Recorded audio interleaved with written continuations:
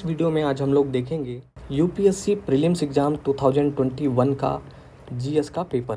ठीक है, लेकिन आगे बढ़ने से पहले कुछ इंपॉर्टेंट बातें मैं बताना चाहूँगा, खास तौर पर उन लोगों के लिए जो इस तैयारी में बिल्कुल नए हैं, मतलब बिगिनर्स के लिए। ठीक है, कि क्यों यूपीएससी के प्रीवियस ईयर क्वेश्चन पेपर्स को देखना इतना ज़्यादा ज़रूरी क्यों है। ठीक है, इतना ज़्यादा जोर क्यों दिया जाता है कि आप प्रीवियस ईयर क्वेश्चन पेपर्स को देखें ही। ठीक है, तो उसकी वजह क्या है? तो उसकी बहुत सारी वजह हैं। तो सबसे पहली वजह ये है कि जो यूपीएससी ने सिलेबस दे रखा है प्रीलिम्स का, उसको डिफाइन नहीं किया है। मेंस में तो आपको बता दिया गया है कि भाई ये टॉपिक्स हैं, इन्हीं से क्वेश्चन पूछा जाएगा। लेकिन प्रीलिम्स में बस आपको ये बता दिया कि भाई 7 टॉपिक हैं, history, geography, polity, economy, environment, science and tech और करंट अफेयर्स। ठीक है, उन्हीं से पूछा जाएगा, लेकिन किस टॉपिक से कहाँ से क्वेश्चन पूछा जाएगा और कहाँ से नहीं पूछा जाएगा ये कुछ नहीं बताया है। ठीक है, हिस्ट्री में जैसे मान लीजिए कि आपको एंशिएंट हिस्ट्री पढ़नी है, मिडिवल पढ़नी है, मॉडर्न इंडियन हिस्ट्री पढ़नी है, आर्ट एंड कल्चर पढ़ना है। लेकिन अब एंशिएंट तो बहुत काफ़ी कुछ है उसमें, तो कहाँ से पूछा जाएगा, कहाँ से नहीं पूछा जाएगा। मिडिवल में तो आप जैसे कि वो आपको तभी पता चलेगा जब आप प्रीवियस ईयर क्वेश्चन पेपर्स को देखेंगे, और यही एकमात्र उसका सही तरीका है कि आप जान पाएंगे कि जैसे मिडिवल में आपने देखा होगा कि बहुत कम ही क्वेश्चन पूछे जाते हैं या कभी कभी ना के बराबर पूछे जाते हैं, तो उसको कम टाइम देना चाहिए आपको। एंशिएंट में कुछ टॉपिक बहुत इंपॉर्टेंट हैं, जैसे बुद्धिज़्म से हर साल लगभग क्वेश्चन पूछा जाता है, गुप्ता पीरियड से ज़रूर ही एक क्वेश्चन आपको देखने को मिलेगा वहाँ पे। ठीक है, तो उन टॉपिक्स को छोड़ के नहीं जाना है, तो इसलिए यूपीएससी के प्रीवियस ईयर क्वेश्चन पेपर को ज़रूर देखना चाहिए। ठीक है, पहली वजह तो ये हो गई। दूसरी वजह एक ये लगती है कि भाई यूपीएससी का जो पेपर है वो किस लेवल का बनेगा, क्वेश्चन का लेवल कैसा होगा। क्योंकि जो लोग कहते हैं ना, आप उनको वो बता दीजिए कि बुक्स वगैरह बता दीजिए, मटेरियल कहाँ से तैयार करना है, तो मटेरियल तो लगभग पता चल ही जाते हैं। मतलब कोई भी आप स्टैंडर्ड मटेरियल फॉलो करते हैं तो सही रहेगा। जैसे एक एग्जांपल लेते हैं एनसीईआरटी का। ठीक है, क्योंकि एनसीईआरटी से आपने देखा होगा कि एसएससी के क्वेश्चन भी बनाए जाते हैं, स्टेट पीसीएस जो होता है उसके भी क्वेश्चन बनाए जाते हैं, और यूपीएससी भी क्वेश्चन बनाती है वहाँ से, उसी एनसीईआरटी से। यहाँ तक कि 6 क्लास की जो एनसीईआरटी है, आप देखिए 2019 का पेपर जिसमें ज्योग्राफी के क्वेश्चन आपको मिलेंगे, 6 क्लास के एनसीईआरटी से पूछा गया। तो एसएससी उसी चैप्टर को पढ़ के आपको मतलब वहाँ से एसएससी के क्वेश्चन भी बनेंगे। तो एसएससी के क्वेश्चन मतलब सिर्फ आप मेमोरी बेस्ड होंगे, आपने बस चैप्टर को याद कर लीजिए और सॉल्व कर सकते हैं आप। पीसीएस में भी आप चैप्टर को तैयार कर लीजिए, याद कर लीजिए, थोड़ा बहुत कुछ अंडरस्टैंडिंग बेस्ड भी क्वेश्चन होंगे। यूपीएससी के क्वेश्चन सिर्फ याद करने से सॉल्व नहीं होंगे एनसीईआरटी में या किसी भी बुक से पढ़ के।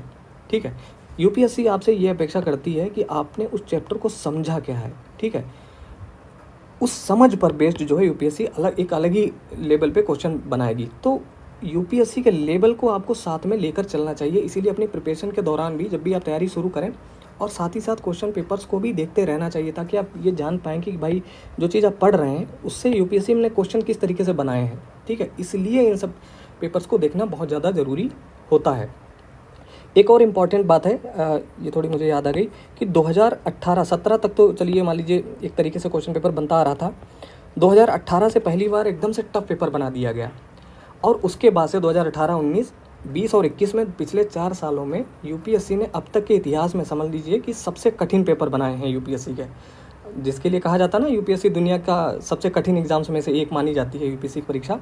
तो वो आप यही वाले 4 साल के पेपर देख लीजिए तो पता चलेगा। तो होता क्या है कि जिसको करंट अफेयर्स कहा जाता है कि करंट अफेयर्स से क्वेश्चन पूछे जाएंगे, उसको यूपीएससी ने बदल दिया है कंटेम्परेरी इशूज़ में। ठीक है, पिछले 5-6 सालों में जो चीज़ चर्चाओं में रही है और अभी भी प्रासंगिक है, मतलब उस कहीं ना कहीं, तो उससे भी क्वेश्चन यूपीएससी पूछ रहा है। तो इसीलिए पेपर का लेवल जो है वो बहुत ज़्यादा टफ हो गया है अब। तो उसमें घबराने की ज़रूरत नहीं है, क्योंकि भाई अगर पेपर बहुत ज़्यादा टफ बनेगा तो ये है कि कट ऑफ थोड़ा नीचे जाएगा, और इससे ज़्यादा कुछ नहीं होगा। लेकिन पता होना चाहिए कि भाई क्वेश्चन पेपर बन कहाँ से रहा है। एक और वजह है यूपीएससी के प्रीवियस ईयर क्वेश्चन पेपर्स को देखने की, वो ये है कि होता क्या है कि लोग अपने फेवरेट टॉपिक्स को ही पढ़ते रहते हैं, तो उनका दायरा एक सिमट जाता है कि भाई किसी की हिस्ट्री किसी को अच्छी लगती है तो वो ज़्यादा टाइम हिस्ट्री पे देते हैं, किसी को पॉलिटी अच्छी लगती है। ठीक है, यूपीएससी उसके बाहर जाके बहुत बड़े विस्तृत लेवल पर भी क्वेश्चन बनाती है, मतलब उसके बाहर भी जहाँ पर लोग नहीं पढ़ते हैं जिन टॉपिक्स को, वहाँ से भी यूपीएससी क्वेश्चन बनाता है। ठीक है, तो वो सब कुछ आपको पता चल पाएगा जब आप प्रीवियस ईयर क्वेश्चन पेपर्स को देखेंगे। अब एक क्वेश्चन आता है कि भाई कितने साल के क्वेश्चन पेपर्स को देखना चाहिए। ठीक है, यूपीएससी के एग्जाम तो बहुत पहले से हो रहे हैं, तो लास्ट 5 ईयर्स के आपको क्वेश्चन पेपर ज़रूर देखकर जाना चाहिए। ठीक है, कम से कम 5 साल के। ठीक है, क्योंकि 5 साल के, क्योंकि जैसा कि मैंने बताया ना कि 2018 के बाद से आपने देखेंगे तो थोड़ा सा आपको चेंज देखने को मिलेगा।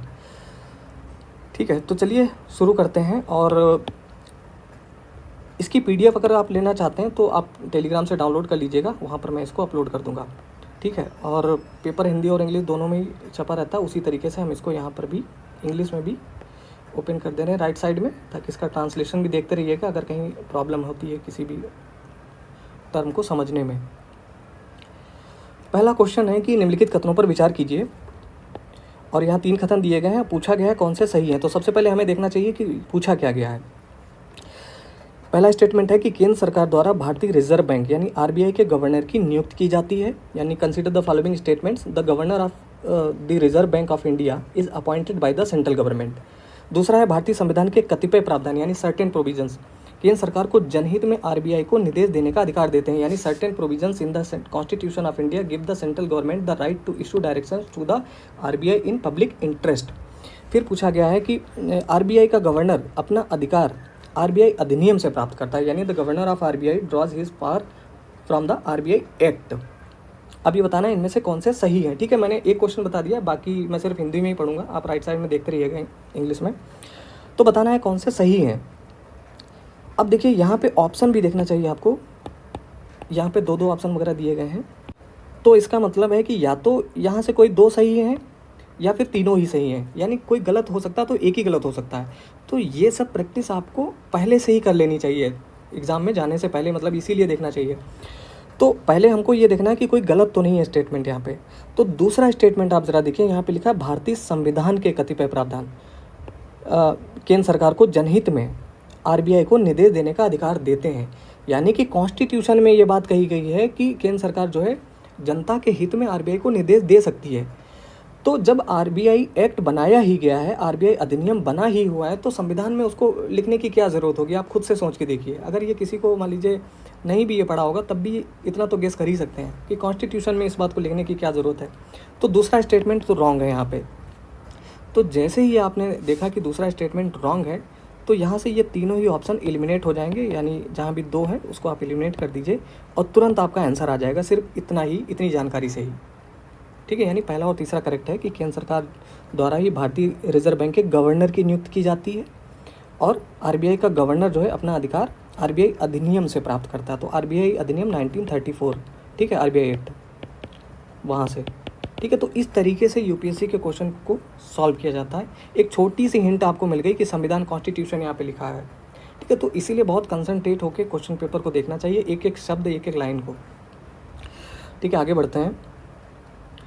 अगला क्वेश्चन है कि भारत में नियोजित अनियत मजदूरों के संदर्भ में, अनियत मतलब कैजुअल वर्कर्स के संदर्भ में निम्नलिखित कथनों पर विचार कीजिए और बताना है कौन से सही हैं।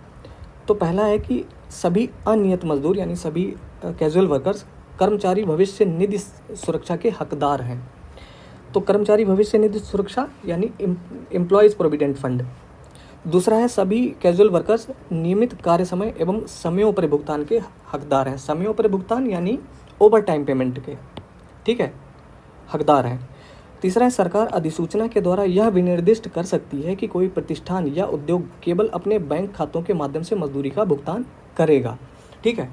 तो इसमें कौन कौन से करेक्ट हैं। तो पहला स्टेटमेंट है कि जो कैजुअल वर्कर्स हैं वो EPF के हकदार हैं, तो बिल्कुल ये सही है। दूसरा स्टेटमेंट भी करेक्ट है कि सभी जो कैजुअल वर्कर्स हैं उनको ओवर टाइम पेमेंट की सुविधा दी जाएगी, ठीक है। तीसरा है कि जो है सरकार ये अधिसूचना के द्वारा निर्देश दे सकती है कि कोई प्रतिष्ठान या कोई कंपनी या उद्योग जो है केवल अपने बैंक खातों के माध्यम से ही मजदूरी का भुगतान करेगा, तो इतना तो कर ही सकती है सरकार, ठीक है। तो ये तीनों स्टेटमेंट यहाँ से करेक्ट हैं। अगला है क्वेश्चन नंबर 3, आर्थिक मंदी के समय निम्नलिखित में से कौन सा कदम उठाए जाने की सर्वाधिक संभावना होती है। तो पहला है कर की दरों में कटौती के साथ ब्याज दर में वृद्धि करना। फिर है सार्वजनिक परियोजनाओं पर व्यय में वृद्धि करना।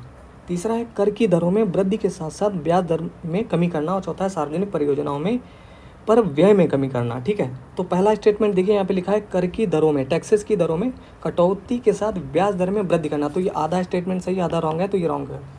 दूसरा है सार्वजनिक परियोजनाओं पर व्यय में वृद्धि करना, ठीक है। तो ये स्टेटमेंट करेक्ट है। ये भी इसमें ये भी आधा रॉन्ग है और ये भी पूरा ही रॉन्ग स्टेटमेंट है। तो सार्वजनिक परियोजनाओं पर वृद्धि करने से आर्थिक मंदी में सुधार कैसे होगा, क्योंकि परियोजनाओं पर खर्च करेगी सरकार तो उससे लोगों को रोजगार मिलेगा और अर्थव्यवस्था पटरी पर आएगी। ठीक है, अगला क्वेश्चन है, निम्नलिखित कथनों पर विचार कीजिए। अन्य बातें अपरिवर्तित रहने पर भी किसी वस्तु के लिए बाजार मांग बढ़ सकती है। ठीक है, क्वेश्चन को समझना सबसे पहले बहुत ज़रूरी है। आधा आंसर तो आपको क्वेश्चन में ही मिल जाता है लगभग।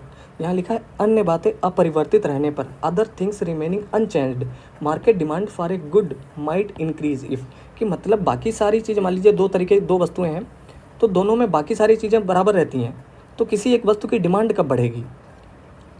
यदि इसकी स्थानापन्न वस्तु यानी सब्स्टिट्यूट इसकी जो है उसकी कीमत में वृद्धि हो जाए। ठीक है, तो मान लीजिए ये वाली वस्तु है, देखने में दोनों एक जैसी हैं, क्वालिटी एक जैसी है, लेकिन इसके दाम बहुत बढ़ गए हैं, तो क्या करेगा इंसान जो है इसको परचेज़ कर लेगा, मतलब इसको भाई कुछ चीज़ बहुत ज़्यादा महंगी हो रही है तो इसको ले लेगा। दूसरी, तो पहला स्टेटमेंट तो बिल्कुल देखने में करेक्ट लग रहा है कि हाँ भाई सही है। दूसरा स्टेटमेंट लिखा है इसकी पूरक वस्तु की कीमत में वृद्धि हो, इसकी मतलब ठीक है। तीसरा है वस्तु घटिया किस्म की है और उपभोक्ताओं की आय में वृद्धि होती है। ठीक है, तो वस्तु घटिया किस्म की है तो कोई घटिया किस्म की और उपभोक्ताओं की आय में वृद्धि होती है, तो पैसे बचाने के चक्कर में कोई घटिया वस्तु क्यों लेगा? ठीक है, ये स्टेटमेंट तो देख के ही आप इसको एलिमिनेट कर सकते हो, तीसरा तो होगा नहीं। तो जैसे ही यहाँ पे तीसरा नहीं होगा, अब आप ये देखिए तीसरा नहीं होगा तो ये तीनों ही स्टेटमेंट यहाँ से एलिमिनेट हो जाएंगे जहाँ भी तीसरा है। तो पहला और चौथा यहाँ पे करेक्ट है, यानी इसकी कीमत, किसी की कीमत घट जाएगी तब तो लोग खरीद ही लेंगे। ठीक है, लेकिन अगर वस्तु घटिया किस्म की है तो कोई नहीं खरीदेगा पैसे बचाने के चक्कर में। ठीक है, तो इस क्वेश्चन को अगर आपने नहीं भी पढ़ा होता, इसके बारे में नहीं भी कोई आपने पढ़ा होता मटेरियल टॉपिक वगैरह, फिर भी इसको सॉल्व किया जा सकता था। ठीक है, तो इसका करेक्ट आंसर होगा ए। क्वेश्चन नंबर 5 जो है सहकारी बैंकों से संबंधित पूछा गया है। तो टॉपिक्स देखते रहिए कि कहाँ से यूपीएससी क्वेश्चन बना रहा है। इसका इंग्लिश वाला अर्बन कोऑपरेटिव बैंक से संबंधित क्वेश्चन पूछा गया है कि भारत में सहकारी बैंकों के संदर्भ में निम्नलिखित कथनों पर विचार कीजिए। तो 3 स्टेटमेंट दिए गए हैं, कौन सा सही है पूछा गया है। तो सहकारी बैंकों के संदर्भ में राज्य सरकारों द्वारा स्थापित स्थानीय मंडलों द्वारा उनका पर्यवेक्षण एवं विनियमन किया जाता है, यानी उनको रेगुलेट किया जाता है लोकल बोर्ड्स के द्वारा जो राज्य सरकारें स्थापित करती हैं। तो पहला स्टेटमेंट सही है या गलत है ये बताना। दूसरा है कि वे इक्विटी शेयर और अधिमान शेयर, ठीक है, यानी इक्विटी शेयर और प्रेफरेंस शेयर जारी कर सकते हैं। तीसरा है कि उन्हें वर्ष 1966 में एक संशोधन के द्वारा बैंककारी विनियमन अधिनियम 1949 के कार्यक्षेत्र में लाया गया था। ठीक है, तो जो अर्बन कोऑपरेटिव बैंक्स हैं इनका विनियमन, इनको रेगुलेट किया जाता है राज्य सरकारों द्वारा, स्थानीय मंडलों के द्वारा नहीं बल्कि आरबीआई के द्वारा किया जाता है। ठीक है, इनका विनियमन तो पहला तो होगा नहीं, पहला नहीं होगा, बस ये यहीं से आपका आंसर आ गया। तो यानी एक बात भी अगर आपको पता है, ठीक है, आप पकड़ लेते हैं तो क्वेश्चन को सॉल्व किया जा सकता है। ठीक है, तो दूसरा और तीसरा सही है कि यानी वो जो है इक्विटी शेयर जारी कर सकते हैं, अधिमान शेयर जारी कर सकते हैं, और 1966 में एक संशोधन के द्वारा बैंककारी विनियमन अधिनियम 1949 के कार्यक्षेत्र में लाया गया था। ठीक है, तो दूसरा तीसरा करेक्ट है यहाँ पे। अगला क्वेश्चन है, तो इन टॉपिक्स को आप देखते रहिए कि इनसे क्वेश्चन पूछे जाते हैं और बैंकिंग बहुत इम्पॉर्टेंट है, वहाँ से ज़्यादा क्वेश्चन पूछे जाते हैं। भारतीय सरकारी बॉन्ड प्रतिफल निम्नलिखित में से किससे या किन से प्रभावित होते हैं? ठीक है, Indian government bond yields are influenced by which of the following. ठीक है, तो यूनाइटेड स्टेट्स फेडरल रिजर्व की कार्रवाई के द्वारा प्रभावित होते हैं कि नहीं होते हैं, आरबीआई की कार्रवाई से प्रभावित होते हैं, और मुद्रास्फीति और अल्प अवधि ब्याज दर से। ठीक है, तो बताना यह है कि जो इंडियन गवर्नमेंट बॉन्ड यील्ड्स हैं वो किन से प्रभावित होते हैं। ठीक है, आप चाहें तो वीडियो पॉज करके थोड़ा और टाइम भी ले सकते हैं। तो यहाँ पे देखिए तीनों स्टेटमेंट करेक्ट हैं, क्योंकि जो बॉन्ड्स हैं यूनाइटेड स्टेट्स फेडरल रिजर्व की कार्रवाई से क्यों प्रभावित होंगे? क्योंकि इन्वेस्टमेंट प्रभावित होगा। ठीक है, आप जानते हैं पूरी ग्लोबल इकोनॉमी में अगर मान लो यूएस में कोई नीति लागू की जाती है, वहाँ पे मान लीजिए यूनाइटेड स्टेट्स फेडरल रिजर्व कोई कार्रवाई करता है तो इन्वेस्टमेंट दुनिया भर में प्रभावित होगा, तो भारत में भी प्रभावित होगा। ठीक है, तो पहला स्टेटमेंट करेक्ट है। आरबीआई से तो प्रभावित होगा ही, और मुद्रास्फीति और यानी इन्फ्लेशन के द्वारा भी प्रभावित होगा। तीनों स्टेटमेंट यहाँ पे करेक्ट है। ठीक है, अगला क्वेश्चन है क्वेश्चन नंबर 7। निम्नलिखित कथनों पर विचार कीजिए। 4 कथन दिए गए हैं और बताना उपयुक्त में से किसे या किन्हें विदेशी प्रत्यक्ष निवेश यानी एफडीआई में सम्मिलित किया जा सकता है। तो पहला है विदेशी मुद्रा संपरिवर्तनीय बॉन्ड, यानी फॉरेन करेंसी कन्वर्टिबल बॉन्ड्स। दूसरा है कुछ शर्तों के साथ विदेशी संस्थागत निवेश। तीसरा है वैश्विक निपेक्षागार यानी डिपॉजिटरी प्राप्तियाँ। और चौथा है अनिवासी विदेशी जमा यानी नॉन रेजिडेंट एक्सटर्नल डिपॉजिट्स। तो किनको किनको एफडीआई के तहत शामिल किया जाता है ये बताना है। देखो यहाँ पे लिखा हुआ है नॉन रेजिडेंट एक्सटर्नल डिपॉजिट, अनिवासी विदेशी जमा, तो इसको नहीं माना जाता, चौथा नहीं होगा। बाकी यहाँ पे पहला चौथा नहीं होगा तो दो आपके एलिमिनेट हो जाते हैं और पहला दूसरा तीसरा जो है करेक्ट आंसर है यहाँ पे, ठीक है, ए करेक्ट आंसर है इसका। फिर है क्वेश्चन नंबर 8। यहाँ पूछा गया है कि निम्नलिखित कथनों पर विचार कीजिए, बताना है कौन से सही है। तो किसी मुद्रा के अवमूल्यन का प्रभाव यह है कि वह अनिवार्य रूप से विदेशी बाजारों में घरेलू निर्यातों की प्रतिस्पर्धात्मकता को बढ़ाता है, घरेलू मुद्रा के विदेशी मूल्य को बढ़ाता है और व्यापार संतुलन में सुधार लाता है। तो कौन कौन से स्टेटमेंट करेक्ट हैं ये बताना है, ठीक है। मुद्रा के अवमूल्यन से यानी डीवैल्यूएशन ऑफ ए करेंसी, यानी मुद्रा की जो वैल्यू है वो कम हो जाती है। तो यहाँ पे लिखा है विदेशी बाजारों में घरेलू निर्यातों की प्रतिस्पर्धात्मकता को बढ़ावा मिलता है उससे, ठीक है। तो कभी कभी गवर्नमेंट जानबूझ के भी मुद्रा का अवमूल्यन करती है क्योंकि ताकि निर्यात जो है हमारा ज़्यादातर हो सके, एक्सपोर्ट ज़्यादा हो सके, भाई चीज़ें सस्ती हो जाएंगी तो ग्लोबल मार्केट में हमारी जो है वस्तुएं ज़्यादातर पहुँच सकेंगी। तो पहला तो बिल्कुल करेक्ट है। यहाँ पे लिखा है घरेलू मुद्रा के विदेशी मूल्य को बढ़ाता है, तो विदेशी मूल्य को बढ़ाता नहीं है घरेलू मुद्रा के, बल्कि घटा देता है। $1 जो है जैसे नहीं 77 रुपीज़ या 75 का है तो और ज़्यादा हो जाता है, मतलब, ठीक है। तो यहाँ पे लिखा बढ़ाता नहीं बल्कि घटाता, दूसरा तो होगा नहीं यहाँ पे, और तीसरा भी नहीं होगा, व्यापार संतुलन में सुधार लाता है, ये भी नहीं है। तो ये जो है इसका करेक्ट आंसर होगा। इसके बाद देखते हैं क्वेश्चन नंबर 9। काले धन से बहुत इंपॉर्टेंट बढ़िया क्वेश्चन पूछा गया है कि which of the following effects of creation of black money in India has been the main cause of worry to the government of India. तो भारत में काले धन के सृजन के निम्नलिखित प्रभावों में से कौन सा भारत सरकार की चिंता का प्रमुख कारण है, ठीक है। जो काला धन होता है वो सरकार की चिंता का कारण क्यों है। तो पहला ऑप्शन है कि स्थावर संपदा। अब देखिए यहाँ पे हिंदी ट्रांसलेशन इतना गलत लिखा हुआ है इस तरीके से, यहाँ पे ये गूगल से ट्रांसलेट किया जाता है लगभग, diversion of resources to the purchase of real estate and investment in luxury housing. तो स्थावर संपदा का मतलब होता है अचल संपत्ति, ठीक है। अब कुछ लोगों को अगर क्वेश्चन सॉल्व कर भी लें लेकिन उनको शब्दों के मतलब नहीं पता है, ठीक है। स्थावर का मतलब होता है अचल संपत्ति और जंगम संपदा होती है वो चल संपत्ति, जैसे रुपया पैसा सोना चांदी वगैरह, ठीक है। तो स्थावर संपदा के क्रय और विलासिता युक्त आवास में निवेश के लिए संसाधनों का अपयोजन, ठीक है। इस पर अगर कोई खर्च कर रहा है तो इसलिए सरकार की चिंता का कारण है, तो ये तो होगा नहीं। दूसरा है अनुत्पादक गतिविधियों में निवेश और जवाहरात गहने सोना इत्यादि का क्रय, ये भी लगभग वैसे ही बात हो गई, तो ये भी नहीं होगा। तीसरा है राजनीतिक दलों को बड़े चंदे एवं क्षेत्रवाद का विकास, तो ये भी नहीं है। मेन कारण ये है सरकार की चिंता का कारण कि टैक्स चोरी करना, ठीक है। कर अपवंचन का, कर अपवंचन मतलब टैक्स रेवेन्यू की कमी, लॉस ऑफ रेवेन्यू के कारण राजकोष में राजस्व की कमी, राजस्व की हानि, ठीक है। तो यही सरकार की चिंता का कारण है, तो डी इसका जो है करेक्ट आंसर है। अगला क्वेश्चन है, तो इन क्वेश्चन को आप देख रहे होंगे कि जो आप पढ़ते हैं क्या उन्हीं में से क्वेश्चन पूछे जा रहे हैं या यूपीएससी कहाँ से क्वेश्चन पूछ रहा है। अगला क्वेश्चन है निम्नलिखित में से कौन सा अपने प्रभाव में सर्वाधिक मुद्रास्फीति कारक हो सकता है। Which of the following is likely to be most inflationary in its effects, ठीक है। तो मुद्रास्फीति का कारक हो सकता है सर्वाधिक सार्वजनिक ऋण की चुकौती, बजट घाटे के वित्तीयन के लिए जनता से उधार लेना, बजट घाटे के वित्तीयन के लिए बैंकों से उधार लेना, या फिर बजट घाटे के वित्तीयन के लिए नई मुद्रा का सृजन करना। तो सबसे ज़्यादा मुद्रास्फीति कारक क्या हो सकता है ये बताना है हमें। तो इसका एक ही कारण है कि बजट घाटे के वित्तीयन के लिए मुद्रा का सृजन करना यानी नई करेंसी छाप देना, ठीक है। इसके बाद अगला क्वेश्चन है निम्नलिखित में से किससे किसी अर्थव्यवस्था में मुद्रा गुणक में वृद्धि होती है। मुद्रा गुणक यानी money multiplier. The money multiplier in an economy increases with which of the following. तो बैंकों में आरक्षित नकदी निधि अनुपात में वृद्धि करने से, यानी CRR जो होता है बढ़ा देने से, या फिर बैंकों में सांविधिक चलन निधि अनुपात यानी SLR बढ़ा देने से, या फिर लोगों की बैंकिंग आदतों में वृद्धि से, या फिर देश की जनसंख्या में वृद्धि से। तो किससे किसी अर्थव्यवस्था में मनी मल्टीप्लायर में वृद्धि होती है? तो बहुत आसान है, देश की लोगों की बैंकिंग आदतों में वृद्धि से।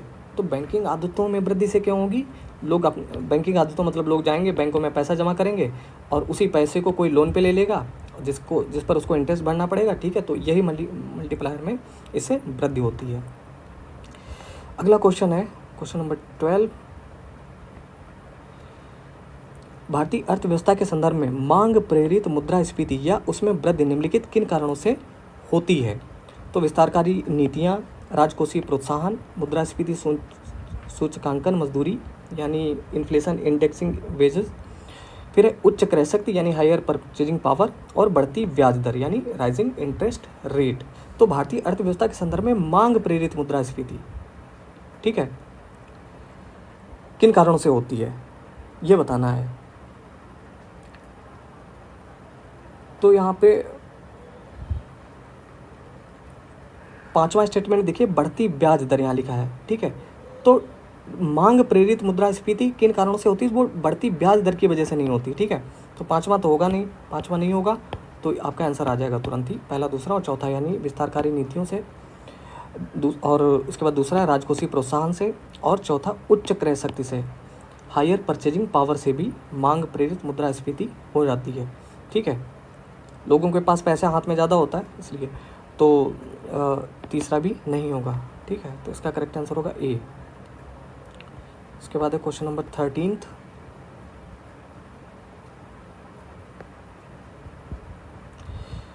भारत के संदर्भ में निम्नलिखित कथनों पर विचार कीजिए। तो 3 स्टेटमेंट दिए गए हैं और बताना यह है कौन से सही हैं। पहला है कि खुदरा निवेशक डीमेट खातों के माध्यम से प्राथमिक बाजार में राजकोष बिल यानी ट्रेजरी बिल और भारत सरकार के ऋण बॉन्ड में निवेश कर सकते हैं। दूसरा है बातचीत से तय लेन देन प्रणाली ऑर्डर मिलान यानी negotiated dealing system order matching भारतीय रिजर्व बैंक का सरकारी प्रतिभूति व्यापारिक मंच है। प्रतिभूति मतलब सिक्योरिटी। तीसरा होता है तीसरा है कि सेंट्रल डिपॉजिटरी सर्विसेज लिमिटेड का भारतीय रिजर्व बैंक और बॉम्बे स्टॉक एक्सचेंज द्वारा संयुक्त रूप से प्रवर्तन किया जाता है, ठीक है। तो बताना यह है कि इनमें से कौन कौन से सही हैं। तो यहाँ पे लिखा हुआ पहला स्टेटमेंट करेक्ट है। खुदरा निवेशक जो है वो डीमेट खातों के माध्यम से प्राथमिक बाजार में राजकोषीय बिल और भारत सरकार के ऋण बॉन्ड में निवेश कर सकते हैं। पहला स्टेटमेंट करेक्ट है। दूसरा स्टेटमेंट भी करेक्ट है। बातचीत से तय लेन देन प्रणाली ऑर्डर मिलान यानी जो negotiated dealing system order matching होता है जो है भारतीय रिजर्व बैंक का सरकारी प्रतिभूति व्यापारिक मंच है, तो दूसरा भी करेक्ट है। तीसरा इनकरेक्ट है क्योंकि यहाँ लिखा है आरबीआई भारतीय रिजर्व बैंक एवं बॉम्बे स्टॉक एक्सचेंज जो है द्वारा संयुक्त रूप से प्रवर्तन किया जाता है इसका सेंट्रल डिपॉजिटरी सर्विसेज लिमिटेड का। तो आरबीआई नहीं बल्कि दूसरी बैंक हैं, जैसे एसबीआई हो गया, स्टेट बैंक हो गया, बैंक ऑफ बड़ौदा हो गया, दूसरी बैंकें हैं उनका होता है, तो आरबीआई नहीं होगा, तीसरा नहीं होगा। तो पहला दूसरा यानी बी जो है इसका करेक्ट आंसर होगा। 14 है क्वेश्चन नंबर। वाटर क्रेडिट के संदर्भ में निम्नलिखित कथनों पर विचार कीजिए और बताना है कौन से सही हैं। तो वाटर क्रेडिट यह जल एवं स्वच्छता क्षेत्र में कार्य के लिए सूक्ष्म वित्त साधनों यानी माइक्रो फाइनेंस टूल्स को लागू करता है। यह एक वैश्विक पहल है जिसे विश्व स्वास्थ्य संगठन और विश्व बैंक के तत्वाधान में प्रारंभ किया गया है। तीसरा है इसका उद्देश्य निर्धन व्यक्तियों को सहायकी यानी सब्सिडी के बिना अपनी जल संबंधी आवश्यकताओं को पूरा करने के लिए समर्थ बनाना है, ठीक है। तो वाटर क्रेडिट के संदर्भ में ये क्वेश्चन पूछा गया है। तो यहाँ पे दूसरा स्टेटमेंट देखिए, यहाँ पे लिखा है यह एक वैश्विक पहल है जिसे WHO यानी विश्व स्वास्थ्य संगठन और विश्व बैंक वर्ल्ड बैंक के तत्वाधान में प्रारंभ किया गया। ये स्टेटमेंट रॉन्ग है क्योंकि एक NGO है जिसका नाम है water.org, ठीक है, उसने ये शुरू किया था यानी वाटर क्रेडिट, ठीक है, शुरू किया था, उसके द्वारा ये इनिशिएटिव लिया गया था, ना कि विश्व बैंक और इनके द्वारा। तो दूसरा स्टेटमेंट रॉन्ग होगा। तो जैसे ही दूसरा स्टेटमेंट रॉन्ग होगा ये तीनों एलिमिनेट हो जाएंगे और आपका आंसर आ जाएगा। पहला तीसरा सही है यानी पहला और तीसरा सही है, ठीक है। अगला क्वेश्चन है भारत में अंतिम उधारदाता in India the central bank's function as the lender of last resort usually refers to which of the following, ठीक है। भारत में अंतिम उधारदाता के रूप में केंद्रीय बैंक के कार्य में सामान्यतः निम्नलिखित में से क्या सम्मिलित है? तो वो बताना है। पहला है कि अन्य स्रोतों से ऋण प्राप्ति में विफल होने पर व्यापार एवं उद्योग निकायों को ऋण प्रदान करना। दूसरा है अस्थायी संकट के समय बैंकों के लिए चलनिधि उपलब्ध कराना। तीसरा है बजटीय घाटों के वित्तीयन के लिए सरकारों को ऋण देना। तो इनमें बताना है कौन कौन से सही हैं। तो यहाँ से जो केंद्रीय बैंक यानी आरबीआई, ठीक है, तो आरबीआई जो है यहाँ पे लिखा है व्यापार एवं उद्योग निकायों को ऋण प्रदान करना, जो कि गलत है, ठीक है। वो व्यापारिक बैंकों को ऋण देता है, तो पहला तो स्टेटमेंट होगा नहीं, तीसरा भी नहीं होगा। यहाँ पे दूसरा सही है, अस्थायी संकट के समय बैंकों के लिए चलनिधि उपलब्ध कराना, ठीक है, तो दूसरा सही है। इसका जो है बी जो है करेक्ट आंसर होगा। इसके बाद है क्वेश्चन नंबर 16। निम्नलिखित में से किसके आंगीकरण को प्रोत्साहित करने के लिए R2 व्यवहार संहिता यानी R2 कोड ऑफ प्रैक्टिसेस साधन उपलब्ध करती है, ठीक है। तो इलेक्ट्रॉनिकी पुनर्चक्रण उद्योग में पर्यावरणीय दृष्टि से विश्वसनीय व्यवहार। दूसरा है रामसर कन्वेंशन के अंतर्गत अंतर्राष्ट्रीय महत्व की आर्द्र भूमि का पारिस्थितिक प्रबंधन। तीसरा है निम्नीकृत भूमि पर कृषि फसलों की खेती का संधारणीय व्यवहार। चौथा है प्राकृतिक संसाधनों के दोहन में पर्यावरणीय प्रभाव आकलन, ठीक है, तो ये बताना है। तो यहाँ R2 का क्या मतलब है? R2 का मतलब है कि रिस्पॉन्सिबल रिसाइकलिंग, ठीक है, और ये स्टैंडर्ड बनाया किसने? ये सेरी ने बनाया है, ठीक है। सेरी मतलब सस्टेनेबल इलेक्ट्रॉनिक्स रिसाइकलिंग इंटरनेशनल, ठीक है, जो कि इलेक्ट्रॉनिक्स रिसाइकलिंग इंडस्ट्री से संबंधित है। तो इलेक्ट्रॉनिकी पुनर्चक्रण उद्योग में पर्यावरणीय दृष्टि से विश्वसनीय व्यवहार, ठीक है, उसके लिए है ये। क्वेश्चन नंबर 17 की तरफ बढ़ते हैं। ताम्र प्रगलन से संबंधित पूछा गया है, कॉपर, ठीक है। ताम्र प्रगलन संयंत्रों के बारे में चिंता का क्या कारण है? कारण क्या है? तो 3 स्टेटमेंट दिए गए, सही वाले बताने हैं। तो वे पर्यावरण में कार्बन मोनोऑक्साइड को घातक मात्राओं में निर्मुक्त कर सकते हैं।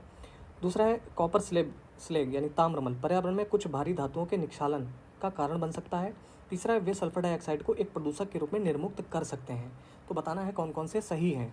तो यहाँ लिखा है कार्बन मोनोऑक्साइड, तो कार्बन मोनोऑक्साइड घातक मात्राओं में निर्मुक्त कर सकते हैं, ये पहला स्टेटमेंट गलत है और ये तीनों ही नहीं होंगे, और आपका आंसर आ जाएगा केवल दूसरा और तीसरा, ठीक है, करेक्ट आंसर। इसके बाद अगला क्वेश्चन है भट्टी के तेल, फर्नेस ऑयल से संबंधित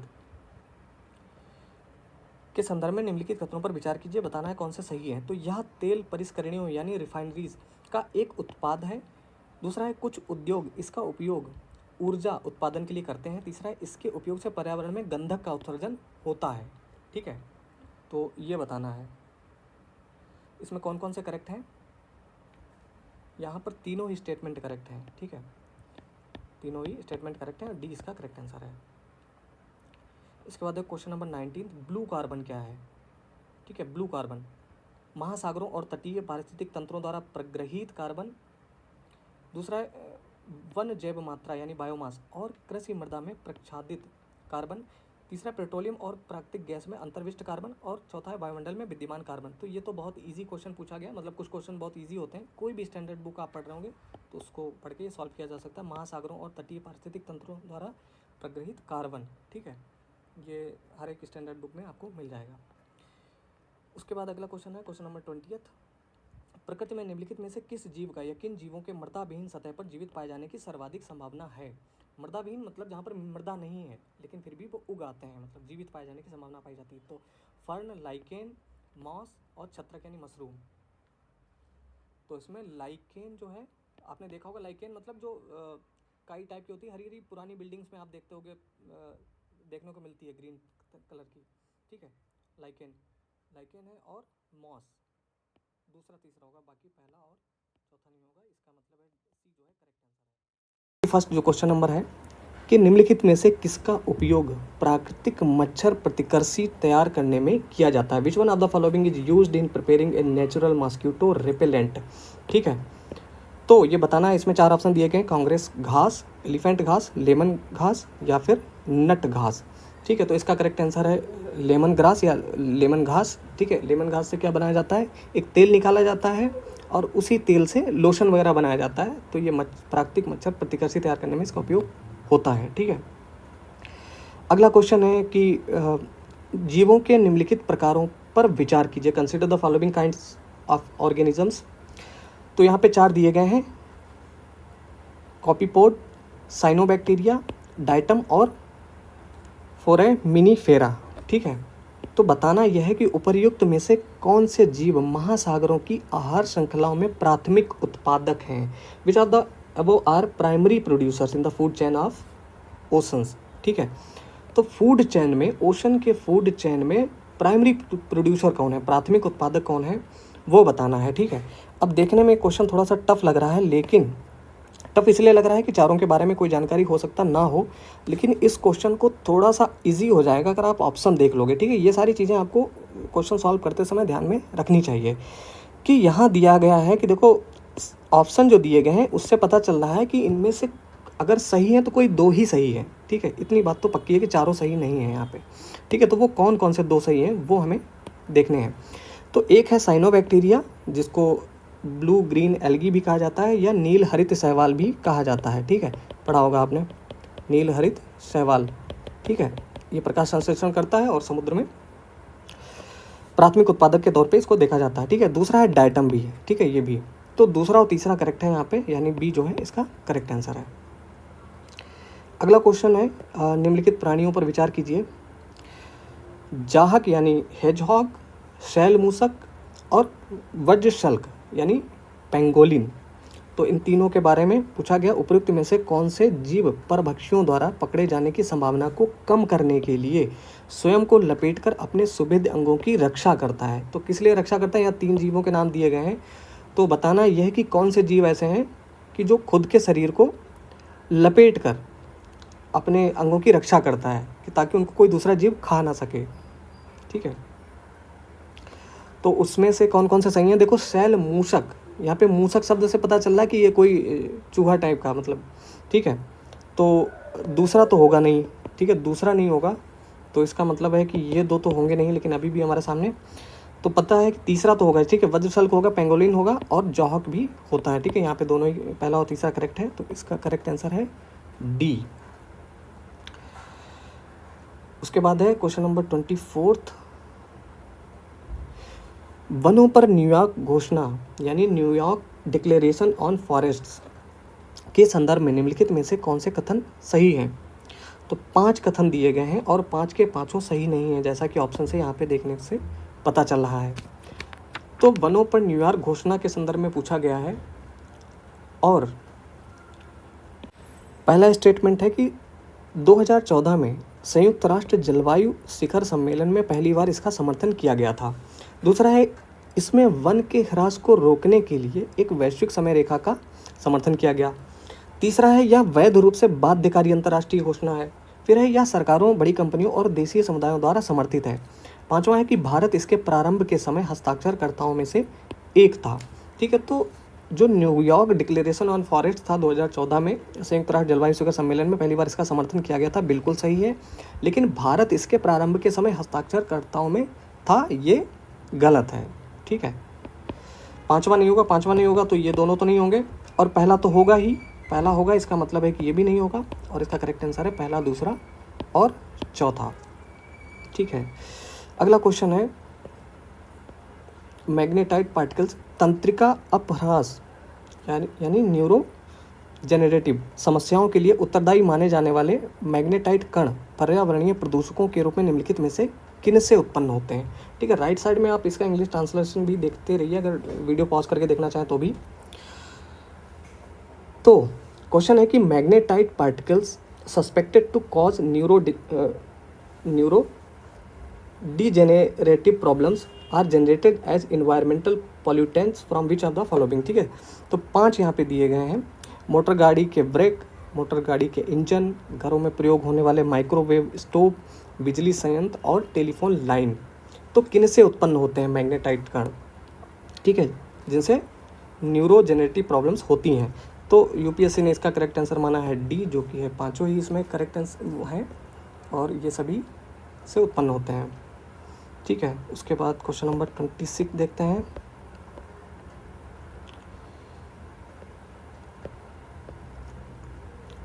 which one of the following is a filter feeder. निम्नलिखित में से कौन सा जीव निस्यंदक भोजी यानी फिल्टर फीडर है। ठीक है, तो वो बताना है हमें। तो यहाँ पे जैसा कि दिया गया है कैटफिश, ऑक्टोपस, ऑयस्टर और पेलिकन। ठीक है। तो इसमें करेक्ट आंसर जो फिल्टर फीडर है वो है शीप यानी ऑयस्टर, ठीक है। तो कुछ क्वेश्चन थोड़े आपको टफ देखने को मिलेंगे, बहुत ही फैक्चुअल। अगला क्वेश्चन है, निम्नलिखित जैव भू रासायनिक चक्रों में से किसमें चट्टानों का अपक्षय चक्र में प्रवेश करने वाले पोषक तत्व के निर्मुक्त होने का मुख्य स्रोत है, ठीक है। ये अगर किसी ने बुक पढ़ी होगी स्टैंडर्ड बुक, उसमें मिल जाएगा, ये फास्फोरस चक्र से संबंधित है, ठीक है। उसका करेक्ट आंसर है फास्फोरस साइकिल। अगला क्वेश्चन, निम्नलिखित में से कौन से जीव अपरदाहारी यानी डेट्राइटिवोर हैं, ठीक है, डेट्राइटिवोर। तो इसमें मिट्टी वगैरह खाने वाले जंतुओं के बारे में यहाँ पे दिया गया, जैसे कि यहाँ पे केचुआ है, जेलीफिश है, मिलीपीड यानी सहस्त्रपादी है, समुद्री घोड़ा यानी सी हॉर्स और कास्ट यूका है, ठीक है। तो केचुआ तो खाता ही है मिट्टी वगैरह, ठीक है, पहला होगा। जेलीफिश क्योंकि समुद्री जंतु है तो ये नहीं, और समुद्री घोड़ा भी नहीं होगा, तो दूसरा और चौथा तो नहीं होगा, ठीक है। दूसरा और चौथा नहीं होगा, यानी ए नहीं होगा और बी भी नहीं होगा और डी भी नहीं होगा। तो पहला, तीसरा, पाँचवा यहाँ करेक्ट है। ये है इसका आंसर सी, केचुआ होगा, मिलीपीड होगा और कास्ट यूका यानी वुड लाइस होगा। अगला क्वेश्चन है question number 29th, UNEP UNEP United Nations Environment Programme. तो यूनेप द्वारा समर्थित कॉमन कार्बन मेट्रिक को किस लिए विकसित किया गया है, ठीक है। The common carbon metric supported by UNEP has been developed for, तो किस लिए इसका विकास किया गया है। तो संपूर्ण विश्व में निर्माण कार्यों के कार्बन पदचिह्न का आकलन करने के लिए, कार्बन उत्सर्जन व्यापार में विश्व भर की वाणिज्यिक संस्थाओं के प्रवेश हेतु अधिकार देने के लिए, या फिर सरकारों को अपने देशों द्वारा किए गए समग्र कार्बन पदचिह्न के आकलन हेतु अधिकार देने के लिए, या फिर किसी इकाई समय में विश्व में जीवाश्म ईंधनों के उपयोग से उत्पन्न होने वाले समग्र कार्बन पदचिह्न के आकलन के लिए। तो इसका करेक्ट आंसर है ए, संपूर्ण विश्व में निर्माण कार्यों मतलब बिल्डिंग ऑपरेशंस के कार्बन पदचिह्न का आकलन करने के लिए इसका विकास किया गया था, किसका, कॉमन कार्बन मेट्रिक का। अगला क्वेश्चन है क्वेश्चन नंबर 30th, निम्नलिखित समूहों में से किनमें ऐसी जातियां होती हैं जो अन्य जीवों के साथ सहजीवी संबंध बना सकती हैं। तो नाइडेरिया, कवक यानी फंजाई और प्रोटोजोआ यानी आदि जंतु। तो इसमें नाइडेरियंस, फंजाई और प्रोटोजोआ ये तीनों ही जो है सिम्बायोटिक रिलेशंस बना सकती हैं स्पेसीज, तीनों स्पेसीज। तो यहाँ पे डी जो होगा वो इसका करेक्ट आंसर होगा। अब देखते हैं क्वेश्चन नंबर 31, हिस्ट्री का क्वेश्चन है, बहुत इंटरेस्टिंग क्वेश्चन पूछा गया है, देखने में टफ लग सकता है लेकिन इसको सॉल्व किया जा सकता है, ठीक है। यहाँ पूछा गया, बहुत ध्यान से देखिए, मुरैना के समीप स्थित 64 योगिनी मंदिर के संदर्भ में निम्नलिखित कथनों पर विचार कीजिए, ठीक है। तो 4 कथन दिए गए हैं और 4 के चारों सही नहीं है, जैसा कि ऑप्शन से देख के पता चल रहा है। पहला है कि यह कच्छप घात राजवंश के शासनकाल में निर्मित एक वृत्ताकार मंदिर है। दूसरा स्टेटमेंट है कि यह भारत में निर्मित एकमात्र वृत्ताकार मंदिर है। तीसरा है इसका उद्देश्य इस क्षेत्र में वैष्णव पूजा पद्धति को प्रोत्साहन देना था। चौथा है इसके डिजाइन से यह लोकप्रिय धारणा बनी कि यह भारतीय संसद भवन के लिए प्रेरणा स्रोत रहा था। दूसरा स्टेटमेंट देखिए, 64 योगिनी मंदिर लिखा है। दूसरा स्टेटमेंट, यह भारत में निर्मित एकमात्र वृत्ताकार मंदिर है। तो भारतवर्ष इतना विशाल देश है हमारा, क्या यहाँ पर सिर्फ एक ही वृत्ताकार मंदिर होगा? तो ऐसा तो बहुत थोड़ा असंभव बात लग रही है, मतलब, ठीक है। तो दूसरा इनकरेक्ट है, दूसरा रॉन्ग है स्टेटमेंट। तो दूसरा जैसे ही रॉन्ग होगा हमारा आंसर तुरंत आ जाएगा। बस इतनी सी जानकारी, ये चाहे आपने पढ़ा हो इसके बारे में चाहे ना पढ़ा हो, लेकिन इतना तो गेस कर सकते हैं कि भाई एकमात्र वृत्ताकार मंदिर ये नहीं है, भारत में और भी वृत्ताकार मंदिर होंगे जरूर। तो पहला और चौथा सही है कि मतलब यह कच्छप घात राजवंश के शासनकाल में निर्मित एक वृत्ताकार मंदिर है। और चौथा, इसका मतलब इसके डिजाइन से यह लोकप्रिय धारणा बनी कि यह भारतीय संसद भवन के लिए प्रेरणा स्रोत रहा था, ठीक है। अगला क्वेश्चन है क्वेश्चन नंबर 32। तो कुछ क्वेश्चंस को आप गेस करके भी सॉल्व कर सकते हैं। अगला क्वेश्चन है, निम्नलिखित में से कौन सा प्राचीन नगर अपने उन्नत जल संचयन और प्रबंधन प्रणाली के लिए सुप्रसिद्ध है, जहां बांधों की श्रृंखला का निर्माण किया गया था और संबद्ध जलाशयों में नहर के माध्यम से जल को प्रवाहित किया जाता था, ठीक है। एनसीईआरटी से ये क्वेश्चन सॉल्व कर सकते हो आप। इसका करेक्ट आंसर है धौलावीरा, ठीक है, जो कि पढ़ा होगा आपने, कोई बहुत ज़्यादा टफ क्वेश्चन नहीं है ये। अगला क्वेश्चन है क्वेश्चन नंबर 33, 17वीं शताब्दी के पहले चतुर्थांश में, ठीक है। पूछा गया है 17वीं शताब्दी के पहले चतुर्थांश में निम्नलिखित में से कहाँ इंग्लिश ईस्ट इंडिया कंपनी का कारखाना या कारखाने स्थित थे? तो भरूच, चिकागोल और त्रिचुनोपोली। ठीक है, तो 17वीं शताब्दी के पहले चतुर्थांश, तो 17वीं शताब्दी का मतलब हुआ सन 1600 से लेकर सन 1700 के बीच में। पहला चतुर्थांश हुआ सन 1625 तक, यानी 1601 से लेकर 1625 के बीच में। ठीक है, कहाँ इंग्लिश ईस्ट इंडिया कंपनी का कारखाना स्थित था? तो इस केवल एक ही जगह, जो कि है भरूच। ठीक है, इसका करेक्ट आंसर होगा ए। अगला क्वेश्चन है, गुप्त वंश के पतन से लेकर आरंभिक 7वीं शताब्दी में हर्षवर्धन के उत्थान तक उत्तर भारत में निम्नलिखित में से किन राज्यों का शासन था? ठीक है, तो यहाँ भी ऑप्शन को देखकर लग रहा है कि सारे तो नहीं हैं, तो इसका मतलब है कुछ न कुछ गलत जरूर है यहाँ पे, तो गलत वाले आप ढूंढ लीजिए। और इस क्वेश्चन को भी आधा आंसर तो यहाँ पे क्वेश्चन में ही लिखा हुआ है, तो एक बात आपको ध्यान रखनी है कि उत्तर भारत में पूछा गया है और दूसरा हर्षवर्धन के उत्थान तक। ठीक है, आरंभिक 7वीं शताब्दी, इन सब चीज़ों पर ध्यान रखिए। ठीक है, तो पहला है कि मगध के गुप्त, मालवा के परमार, थानेश्वर के पुष्यभूति और कन्नौज के मौखरी, देवगिरी के यादव और बल्लभी के मैत्रक। तो यहाँ लिखा है मालवा के परमार। देखिए, ठीक है, मालवा के परमार जो थे वो 9वीं 10वीं शताब्दी के करीब थे, और यहाँ पूछा गया आरंभिक 7वीं शताब्दी में। तो पहला, दूसरा वाला तो होगा नहीं, दूसरा नहीं होगा तो ये नहीं होगा, और ये दो तो होंगे नहीं। ठीक है, एक और देखिए, यहाँ लिखा है देवगिरी के यादव। देवगिरी के यादव दक्षिण भारत से संबंधित हैं, इनका संबंध है, ना कि उत्तर भारत में। तो पांचवा भी नहीं होगा, पांचवा भी नहीं होगा। इसका मतलब है कि ये वाला भी स्टेटमेंट, डी वाला भी नहीं होगा, और करेक्ट आंसर आ जाएगा पहला, तीसरा, चौथा, छठा। यानी मगध के गुप्त यानी उत्तर गुप्त जो शासक थे उनके बारे में, थानेश्वर के पुष्यभूति तो होंगे ही, उसके बाद कन्नौज के मौखरी, ये भी, इसको भी हर्षवर्धन ने अपने साम्राज्य में मिला लिया था। तो पहला, तीसरा, चौथा और छठा वल्लभी के मैत्रक भी होंगे। ठीक है, तो इस तरीके से भी क्वेश्चन को सॉल्व किया जा सकता है। 35 क्वेश्चन नंबर देखिए जरा।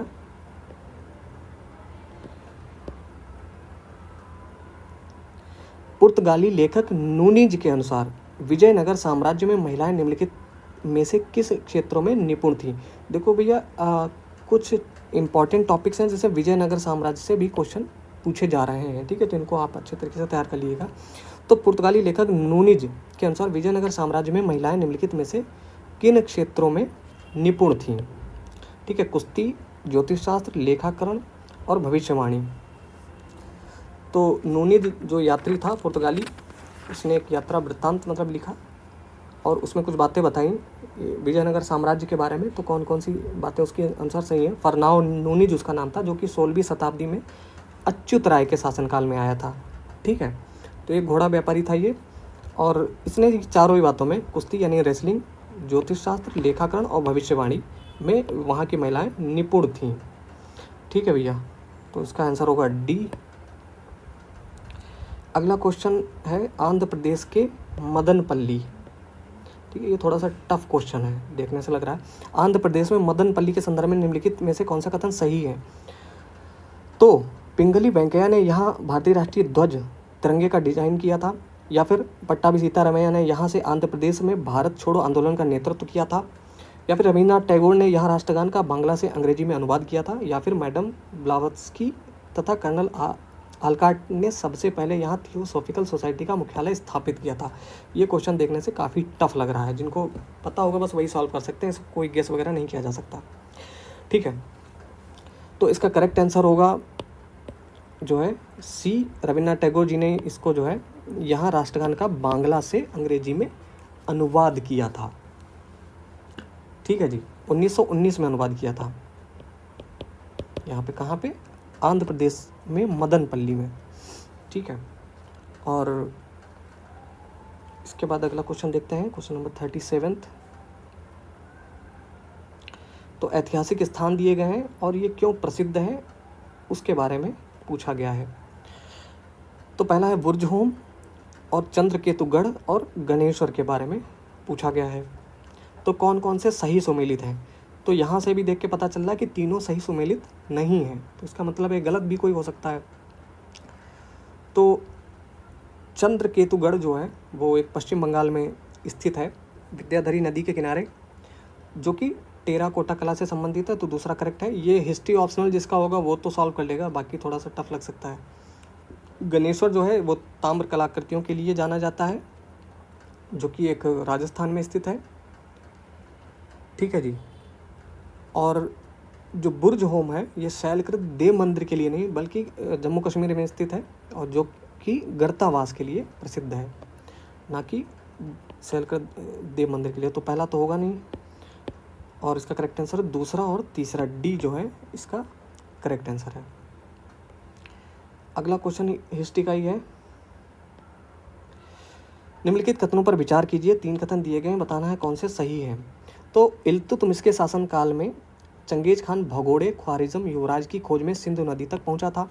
मोहम्मद बिन तुगलक के शासनकाल में तैमूर ने मुल्तान पर अधिकार किया था और सिंधु नदी पार की थी। फिर विजयनगर साम्राज्य के देवराय द्वितीय के शासनकाल में वास्को द गामा केरल के तट पर पहुंचा था। एक चीज़ आप ध्यान से देखिए, हिस्ट्री के क्वेश्चन बहुत टफ बनाए जा रहे हैं। मुझे लगता है कि सबसे ज़्यादा टफ क्वेश्चन हिस्ट्री से ही बनते हैं, ठीक है। देखिए यहाँ पे विजयनगर साम्राज्य भी एक ही क्वेश्चन में है, मोहम्मद बिन तुगलक भी है, इल्तुतमिश भी है, ठीक है। मतलब सब कुछ जोड़ घटा के एक क्वेश्चन में ला के रख दिया गया है। तो कैसे सॉल्व किया जाए इस क्वेश्चन को। यहाँ पे तीसरा स्टेटमेंट देखिए, लिखा है विजयनगर साम्राज्य के देवराय द्वितीय के शासनकाल में वास्को द गामा केरल के तट पर पहुंचा था।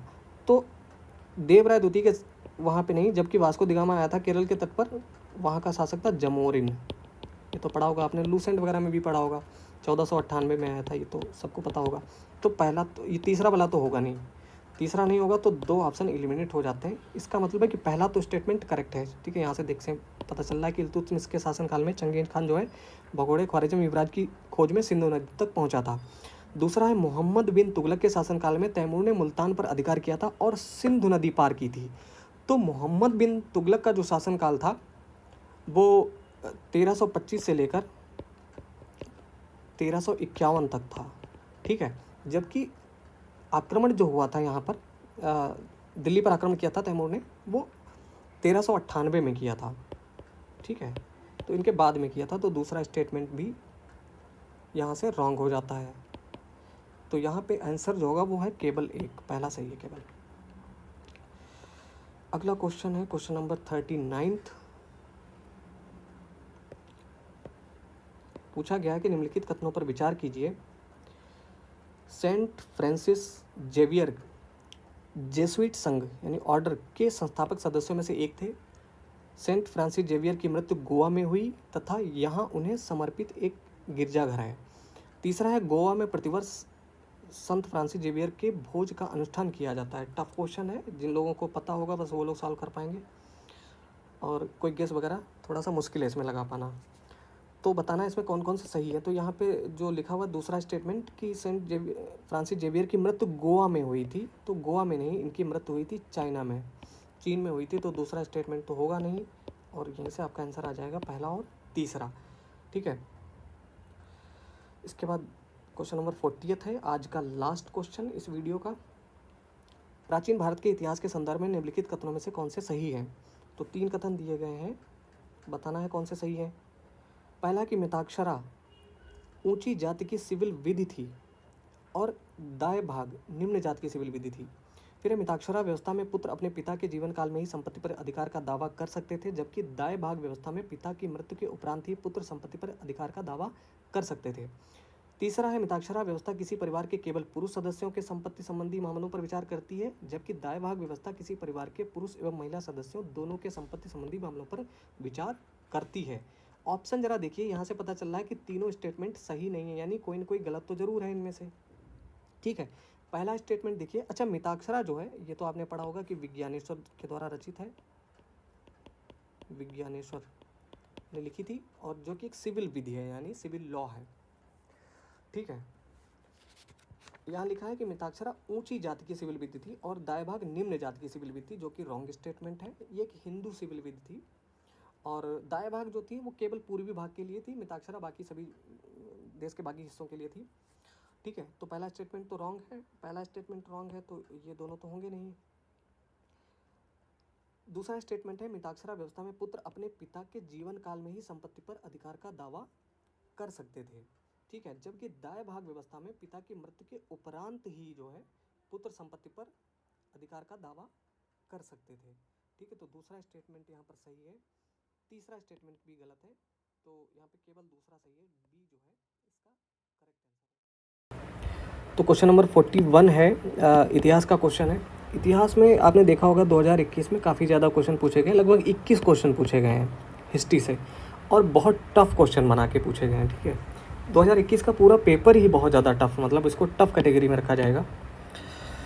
तो क्वेश्चन है कि प्राचीन भारत के इतिहास के संदर्भ में भवभूति, हस्तिमल्ल तथा क्षेमेश्वर क्यों प्रसिद्ध थे, ठीक है। तो ये जैन साधु थे, नाटककार थे, मंदिर वास्तुकार थे, या फिर दार्शनिक थे। राइट साइड में अगर जो लोग देखना चाहते हैं इसका इंग्लिश ट्रांसलेशन भी, with reference to the history of ancient India Bhavabhuti, Hastimalla and Kshemeshvara were famous. तो ये क्यों फेमस थे? जैन मॉन्क्स थे, प्ले राइट्स थे, या फिर टेम्पल आर्किटेक्ट्स थे, या फिर फिलोसफर्स थे। तो ये बताना है हम लोगों को, ठीक है। तो ये तीनों ही भवभूति, हस्तिमल्ल और क्षेमेश्वर, ये तीनों ही नाटककार थे, ठीक है। अलग अलग राजाओं के अलग अलग शासनकाल में ये लोग रहे हैं। तो जैसे भवभूति हैं, भवभूति ये कन्नौज के एक राजा थे, उनका नाम था यशोवर्मन, ठीक है। उनके दरबारी कवि थे यशोवर्मन, उनके ये दरबारी कवि थे, ठीक है। जो कि और इनकी प्रसिद्ध एक रचना है उत्तर रामचरित, कभी पूछी जा सकती है, उत्तर रामचरित, ठीक है। एक और इनकी एक रचना है जिसका नाम है मालती माधव, ठीक है। तो बहुत ज़्यादा डिटेल में नहीं जाएंगे। हस्तिमल्ल जो थे ये होयसल राजवंश के काल में थे, कन्नड़ भाषा में ये के प्रमुख एक नाटककार थे, और इनकी जो रचना है वो है आदि पुराण, ठीक है, आदि पुराण, हस्तिमल्ल। क्षेमेश्वर जो हैं इनकी एक प्रमुख रचना, ये 10वीं शताब्दी के संस्कृत के प्रमुख नाटककार थे, इनकी एक प्रमुख रचना है जिसका नाम है चंड कौशिकम, ठीक है। तो ये थोड़ी सी मैंने आपको बता दिया। अगला क्वेश्चन देखते हैं, क्वेश्चन नंबर 42। निम्नलिखित कथनों पर विचार कीजिए, और यहाँ 2 कथन दिए गए हैं, पूछा गया है कि कौन से सही हैं। तो पहला स्टेटमेंट है कि 1919 के मॉन्टेग्यू चेम्सफोर्ड सुधारों में 21 वर्ष से अधिक आयु की सभी महिलाओं के लिए मताधिकार की संस्तुति की गई। दूसरा स्टेटमेंट है कि 1935 के गवर्नमेंट ऑफ इंडिया एक्ट में विधानमंडल में महिलाओं के लिए आरक्षित स्थानों का प्रावधान किया गया। तो ये मॉडर्न इंडियन हिस्ट्री से है, जैसा कि आप देख रहे हैं। तो बताना ये है कि कौन से सही है। तो पहला स्टेटमेंट जो है ये देखिए ध्यान से, इसमें लिखा हुआ है कि 1919 के मॉन्टेग्यू चेम्सफोर्ड सुधारों में 21 वर्ष से अधिक आयु की सभी महिलाओं के लिए मताधिकार की संस्तुति की गई। तो सभी महिलाओं के लिए मताधिकार की संस्तुति नहीं की गई, बल्कि कुछ महिलाओं के लिए की गई थी, ठीक है।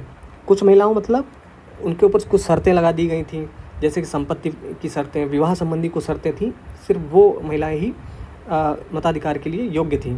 तो जितनी भी भारत की महिलाएं थी उनमें लगभग 1% ही, 1% महिलाओं के लिए ही ये व्यवस्था की गई थी, ठीक है, ना कि सभी के लिए। तो पहला स्टेटमेंट तो रॉन्ग हो गया। दूसरा स्टेटमेंट करेक्ट है। 1935 के गवर्नमेंट ऑफ इंडिया एक्ट में विधानमंडल में महिलाओं के लिए आरक्षित स्थानों का प्रावधान किया गया, ठीक है। तो ये यहाँ पे 20 का करेक्ट आंसर होगा। अगला क्वेश्चन है, ये राइट साइड में आप इंग्लिश ट्रांसलेशन, जिनका इंग्लिश मीडियम है और हिंदी समझ में नहीं आती है तो आप देखते रहिएगा, मैं सिर्फ हिंदी में ही पढ़ूंगा क्योंकि बहुत ज़्यादा टाइम भी ध्यान में रख के चलना हुआ है। क्वेश्चन है कि भारतीय इतिहास में 8 अगस्त 1942 के संदर्भ में निम्नलिखित कथनों में से कौन सा सही है, ठीक है। तो पहला है कि AICC द्वारा भारत छोड़ो प्रस्ताव अंगीकार किया गया था। दूसरा है वायसराय की एग्जीक्यूटिव काउंसिल का विस्तार अधिक संख्या में भारतीयों को सम्मिलित करने के लिए किया गया। फिर है 7 प्रांतों में कांग्रेस विधानमंडलों ने त्याग पत्र दिया। फिर है क्रिप्स ने प्रस्ताव रखा कि द्वितीय विश्व युद्ध समाप्त होते ही संपूर्ण डोमिनियन स्टेटस वाले भारतीय संघ की स्थापना की जाएगी, ठीक है। बताना किसके संदर्भ में है? 8 अगस्त 1942 के रेफरेंस में पूछा गया है, ठीक है। तो इसमें कौन सा करेक्ट है वो बताना है हम लोगों को। पहला स्टेटमेंट बिल्कुल करेक्ट है, ये कोई बहुत टफ क्वेश्चन नहीं है, काफ़ी लोगों को पता होगा कि क्विट इंडिया रेजोल्यूशन जो था वो अडॉप्ट किया गया था AICC के द्वारा। तो AICC मतलब ऑल इंडिया कांग्रेस कमेटी के द्वारा भारत छोड़ो प्रस्ताव को अंगीकार किया गया था। ये स्टेटमेंट इसका करेक्ट है। अगला है क्वेश्चन नंबर 44। इनमें से कौन अंग्रेजी में अनूदित, अनूदित मतलब अनुवादित, ठीक है, प्राचीन, इनमें से कौन अंग्रेजी में अनूदित प्राचीन भारतीय धार्मिक गीत काव्य सॉन्ग्स फ्रॉम विजन से संबद्ध है? ठीक है, बहुत इंपॉर्टेंट क्वेश्चन पूछा गया है और कुछ लोगों को थोड़ा टफ भी लग सकता है क्योंकि सॉन्ग्स फ्रॉम प्रिजन से संबद्ध है। तो बाल गंगाधर तिलक, जवाहरलाल नेहरू, मोहनदास करमचंद गांधी या फिर सरोजिनी नायडू। ठीक है, तो सॉन्ग्स फ्रॉम प्रिजन, ये गीत काव्य किससे संबद्ध है? और इसका करेक्ट आंसर है मोहनदास करमचंद गांधी। ठीक है, ये गांधी जी ने लिखी थी। ठीक है, तो इसका करेक्ट आंसर होगा सी, मोहनदास करमचंद गांधी। और जो सॉन्ग्स फ्रॉम प्रिजन पुस्तक है, गांधी जी ने लिखी थी जब वो यरवदा जेल में थे पुणे में, 1934 में इसका प्रकाशन किया गया था। ठीक है, अगला क्वेश्चन है, मध्यकालीन भारत के संदर्भ में निम्नलिखित में से कौन सा आकार की दृष्टि से आरोही क्रम में सही अनुक्रम है? आरोही क्रम मतलब बढ़ता हुआ क्रम। ठीक है, आकार की दृष्टि से मतलब पहले छोटा आकार, उससे बड़ा आकार, उससे भी बड़ा आकार। ठीक है, बढ़ते हुए क्रम में बताना है हमें। तो परगना, सरकार और सूबा के संदर्भ में पूछा गया है ये। तो छोटा कौन है, फिर उससे बड़ा कौन है, फिर उससे बड़ा कौन है, ये बताना है बढ़ता हुआ क्रम में। तो बढ़ता हुआ क्रम होता है सबसे पहले तो परगना, उसके ऊपर होती थी सरकार और फिर उसके ऊपर होता था सूबा। ठीक है, तो ए जो है इसका करेक्ट आंसर है। सूबा जो है उसी को प्रांत कहा जाता था, मतलब जो सूबा है सूबे को ही प्रांत कहा जाता था। तो जो अकबर था, अकबर के करीब 12 प्रांतों में उसका साम्राज्य बटा हुआ था। ठीक है, और वो इसी प्रकार से था कि मतलब प्रांत होता था, सूबा होता था, सूबे के अंडर में होती थी सरकारें और सरकारों के अंडर में होता था परगना, बहुत सारे होते थे। ठीक है, तो लेकिन यहाँ आकार में आरोही क्रम में पूछा गया, तो ये बताना है परगना, सरकार और सूबा। अगला क्वेश्चन है क्वेश्चन नंबर 46, इनमें से कौन सेक्रेटरी के रूप में हिंदू फीमेल स्कूल से संबद्ध थे या थीं, जो बाद में बेथ्यून फीमेल स्कूल के नाम से जाना जाने लगा? ठीक है, क्वेश्चन को बहुत ध्यान से पढ़ लीजिएगा क्योंकि बहुत ही फोकस्ड रहने की ज़रूरत है इस टाइप के क्वेश्चंस में। तो क्वेश्चन पूछा गया कि इनमें से कौन सेक्रेटरी के रूप में हिंदू फीमेल स्कूल से संबद्ध थे या थीं, जो बाद में बेथ्यून फीमेल स्कूल के नाम से जाना जाने लगा? कौन? हिंदू फीमेल स्कूल जो था उसका बाद में नाम बदल दिया गया बेथ्यून फीमेल स्कूल, लेकिन उसके सेक्रेटरी किसको बनाया गया था?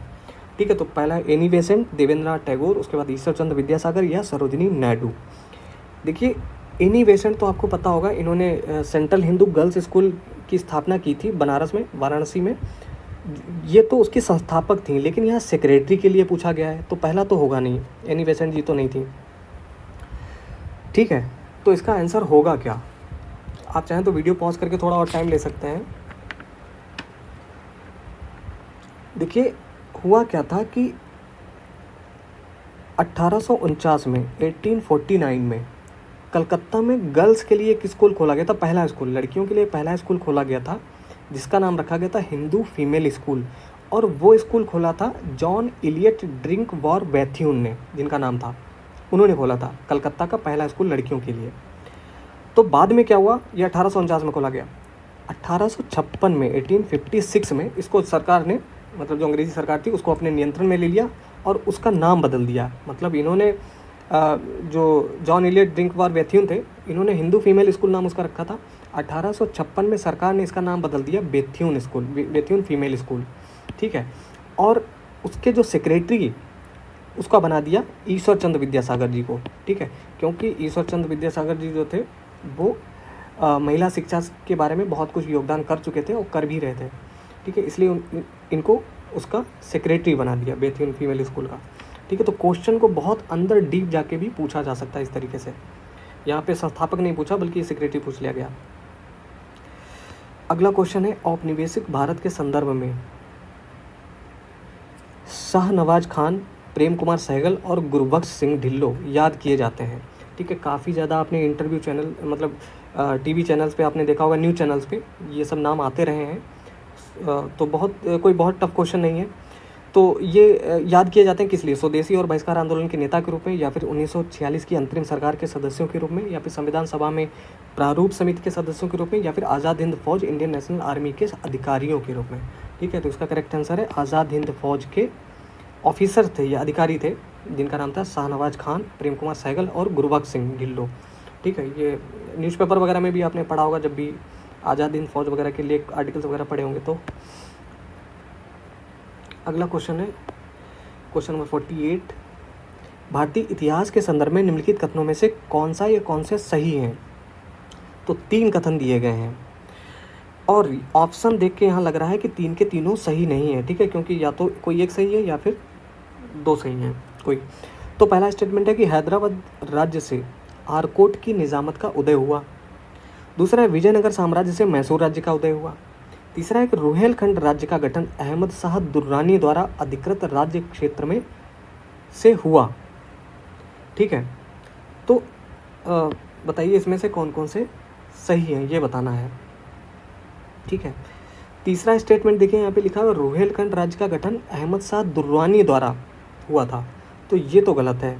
तीसरा वाला तो गलत है क्योंकि अहमद शाह दुर्रानी नहीं बल्कि अली मुबारक खां के द्वारा इसका अली मोहम्मद खां के द्वारा रुहेलखंड राज्य का गठन किया गया था, अली मोहम्मद खां के द्वारा। तो तीसरा तो रॉन्ग हो गया, तो इसका मतलब ये दोनों तो होंगे नहीं।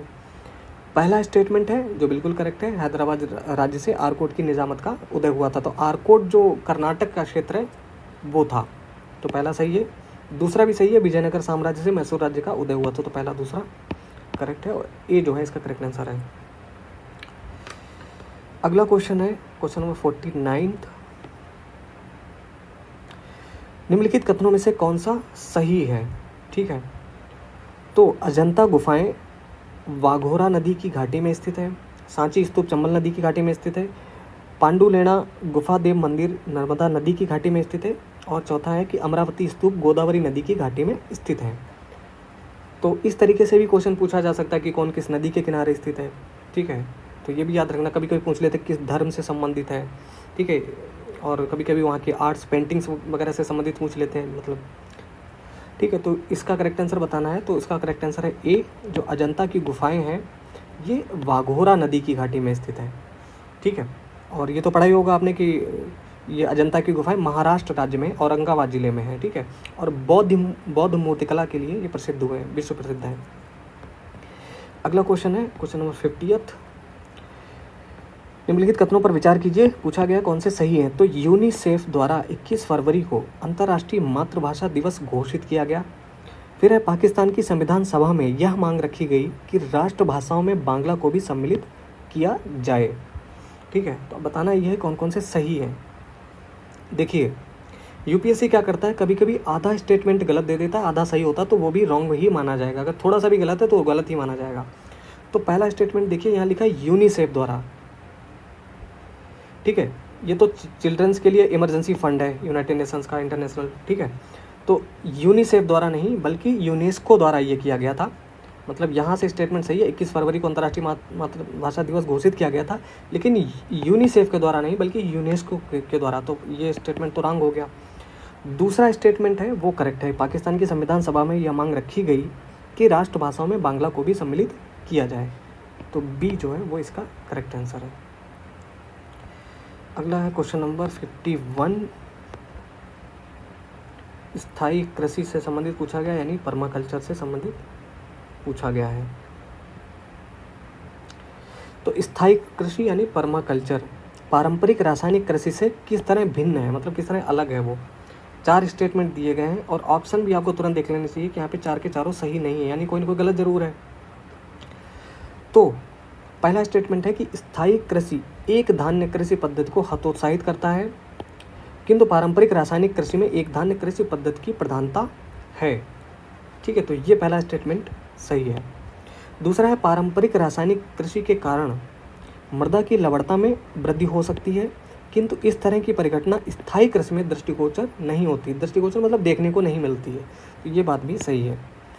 तीसरा स्टेटमेंट है पारंपरिक रासायनिक कृषि अर्धशुष्क क्षेत्रों में आसानी से संभव है, किंतु ऐसे क्षेत्रों में स्थायी कृषि इतनी आसानी से संभव नहीं है, जो कि रॉन्ग है। ठीक है, चौथा स्टेटमेंट है कि मल्च बनाने यानी मल्चिंग की प्रथा स्थायी कृषि में काफ़ी महत्वपूर्ण है, किंतु पारंपरिक रासायनिक कृषि में ऐसी प्रथा आवश्यक नहीं है। ठीक है, तो ये चौथा करेक्ट है, पहला दूसरा चौथा करेक्ट है, बी जो है इसका करेक्ट आंसर है। कुछ क्वेश्चन बहुत टफ आपको लग सकते हैं। क्वेश्चन नंबर 52 है, ताड़ तेल यानी पाम ऑयल के संदर्भ में पूछा गया है, निम्नलिखित कथनों पर विचार कीजिए। तो 3 कथन दिए गए हैं, बताना है कौन से सही हैं। तो ताड़ तेल वृक्ष दक्षिण पूर्व एशिया में प्राकृतिक रूप से पाया जाता है। फिर है ताड़ तेल लिपस्टिक और इत्र बनाने वाले कुछ उद्योगों में के लिए कच्चा माल है। फिर है ताड़ तेल का उपयोग जैव डीजल के उत्पादन में किया जा सकता है। तो पहला स्टेटमेंट यहाँ पे देखिए, यहाँ लिखा हुआ है कि ताड़ तेल वृक्ष जो है वो दक्षिण पूर्व एशिया में प्राकृतिक रूप से पाया जाता है। तो प्राकृतिक रूप से यानी मूल रूप से कहाँ पाया जाता है? तो ये प्राकृतिक रूप से दक्षिण पूर्व एशिया में नहीं पाया जाता, बल्कि ये पाया जाता है पश्चिमी अफ्रीका का। ठीक है, पश्चिमी अफ्रीका, वहाँ का ये प्राकृतिक रूप से पाया जाता है ताड़ तेल। तो पहला स्टेटमेंट तो रॉन्ग है, क्योंकि यहाँ दक्षिण पूर्व एशिया लिखा हुआ है, तो पहला रॉन्ग है। इसका मतलब जहाँ भी पहला है वो सब नहीं होंगे। ठीक है, और बी जो है इसका करेक्ट आंसर हो जाएगा। यानी ताड़ तेल जो है लिपस्टिक और इत्र यानी परफ्यूम बनाने वाले कुछ उद्योगों के लिए रॉ मटेरियल है, कच्चा माल है। और तीसरा भी, ताड़ तेल जो है उपयोग जैव डीजल के उत्पादन में किया जा सकता है इसका उपयोग। अगला क्वेश्चन फिर से है, ये ज्योग्राफी का है। सिंधु नदी प्रणाली के संदर्भ में निम्नलिखित 4 नदियों में से 3 नदियां इनमें से किसी एक नदी में मिलती हैं जो सीधे सिंधु नदी से मिलती है। निम्नलिखित में से वह नदी कौन सी है जो सिंधु नदी से सीधे मिलती है?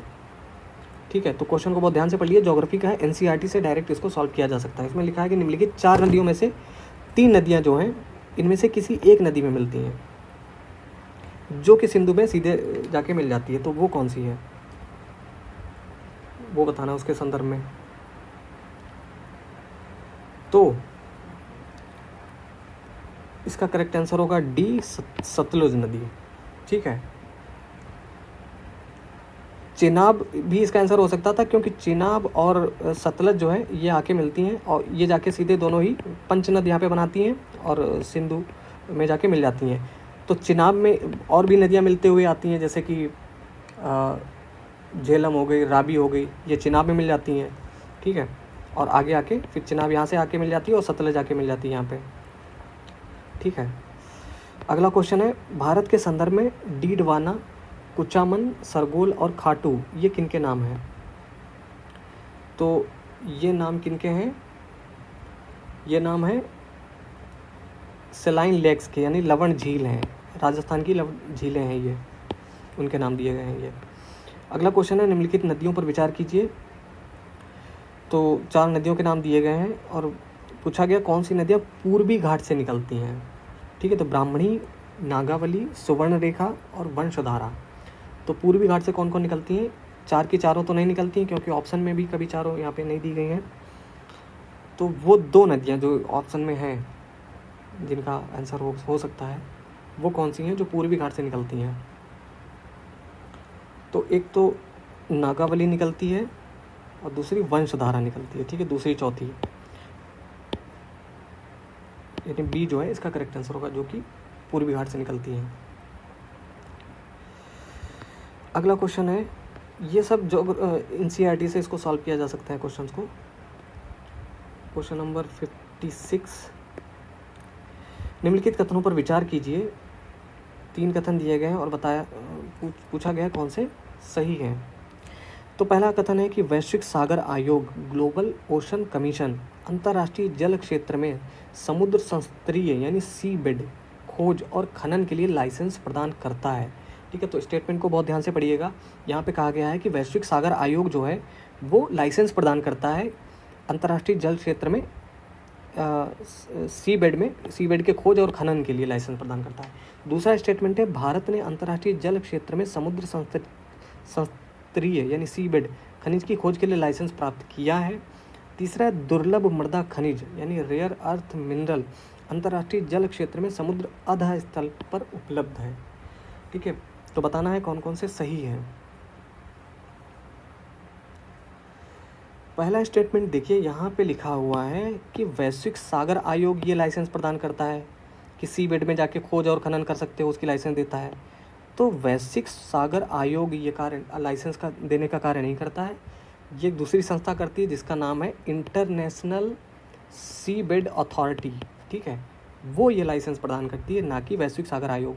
तो पहला तो होगा नहीं, पहला नहीं होगा तो ये वाला भी नहीं होगा, ये वाला भी, ये वाला तीनों नहीं होंगे, और आंसर आ जाएगा तुरंत ही दूसरा और तीसरा करेक्ट है यहाँ पे, ठीक है। इसके बाद अगला क्वेश्चन है, निम्नलिखित में से कौन सी फसल न्यूनतम जल दक्ष फसल है? तो डायरेक्ट पूछ लिया गया है, लीस्ट वाटर एफिशिएंट फसल है जो कि है गन्ना, ठीक है, ये इसका करेक्ट आंसर है। अगला क्वेश्चन है, निम्नलिखित कथनों पर विचार कीजिए।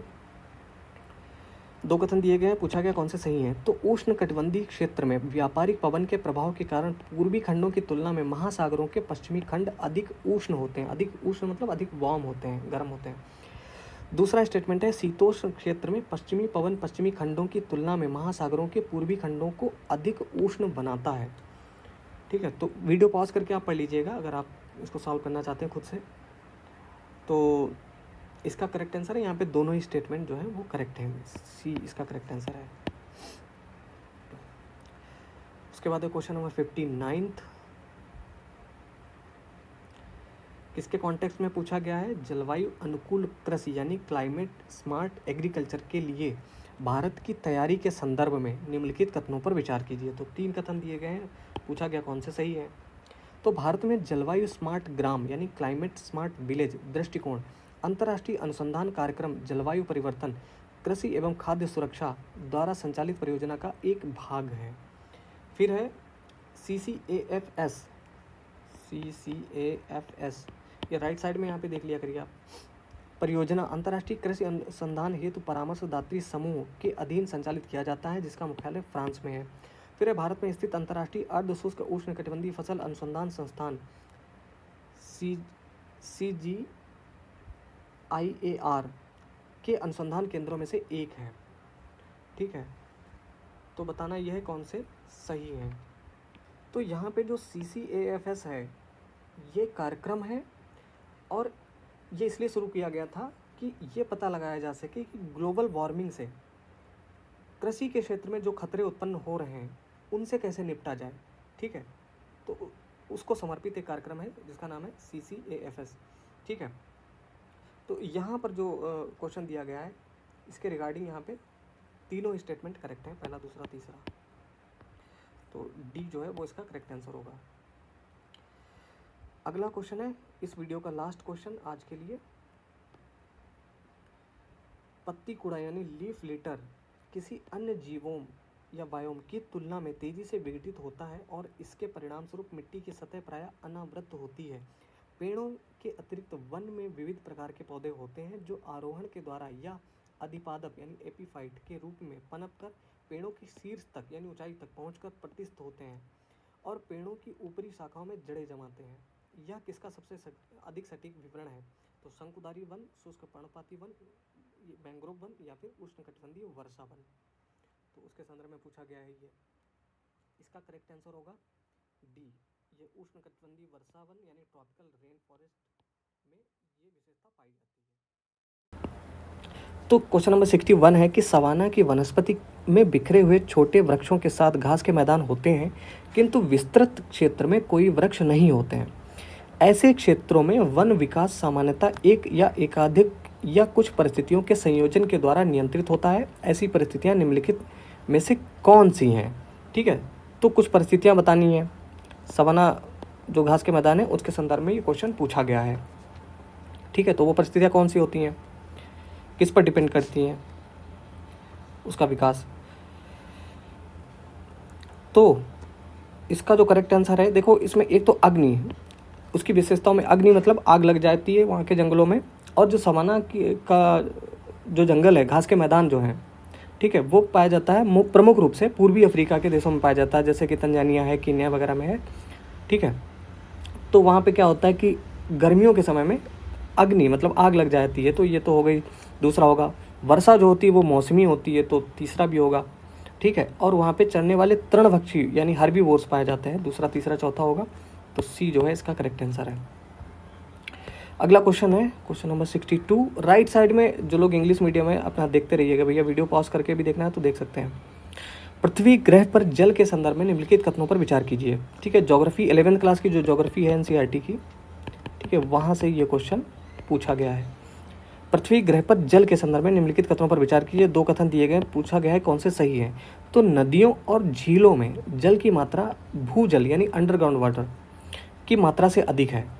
ठीक है, तो ये स्टेटमेंट तो रॉन्ग है, क्योंकि अंडरग्राउंड वाटर जो है वो उसकी मात्रा ज़्यादा है, नदियों और झीलों में कम है उसकी अपेक्षा।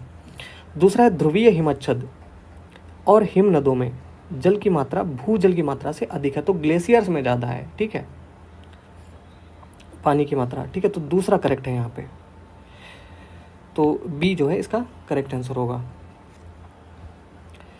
अगला क्वेश्चन है क्वेश्चन नंबर 63।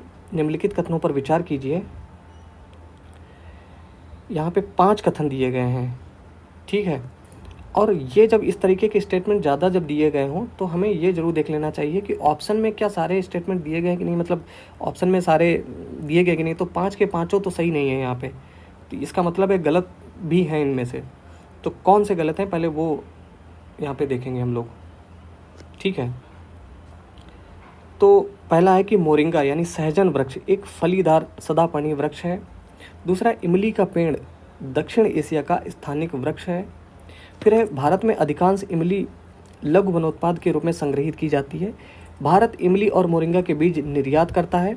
मोरिंगा और इमली के बीजों का उपयोग जैव ईंधन यानी बायोफ्यूल के उत्पादन में किया जा सकता है। ठीक है, तो 5वां स्टेटमेंट तो करेक्ट है, बायोफ्यूल के उसमें प्रयोग किया जा सकता है। ठीक है, चौथा भी सही है, भारत जो है इमली और मोरिंगा के बीजों का निर्यात एक्सपोर्ट करता है। ठीक है, इसके अलावा तीसरा भी सही है, भारत में अधिकांश इमली लघु वनोत्पाद के रूप में संग्रहित की जाती है। ठीक है, पहला और दूसरा गलत है, रॉन्ग है। तो तीसरा चौथा पाँचवा बी जो है इसका करेक्ट आंसर है। इसके बाद क्वेश्चन नंबर 64 है, भारत में काली कपास मृदा की रचना निम्नलिखित में से किसके अपक्षरण से हुई है। ठीक है, तो ये भी एनसीईआरटी से ही क्वेश्चन है। तो उसकी रचना कैसे, उस मिट्टी बनी कैसे, मिट्टी मतलब काली कपास की जो मिट्टी है वो बनी कैसे। तो इसका करेक्ट आंसर है विदरी यानी फिशर ज्वालामुखी चट्टान वॉल्केनिक रॉक से बनी है। अगला क्वेश्चन है क्वेश्चन नंबर 65। पुनः संयोजित यानी रिकॉम्बिनेंट वेक्टर वैक्सीन से संबंधित हाल के विकास के संदर्भ में निम्नलिखित कथनों पर विचार कीजिए। तो 2 कथन यहाँ पे दिए गए हैं, पूछा गया कौन से सही हैं। तो रिकॉम्बिनेंट वेक्टर वैक्सीन से संबंधित है। इन वैक्सीनों के विकास में आनुवांशिक इंजीनियरिंग यानी जेनेटिक इंजीनियरिंग का प्रयोग किया जाता है।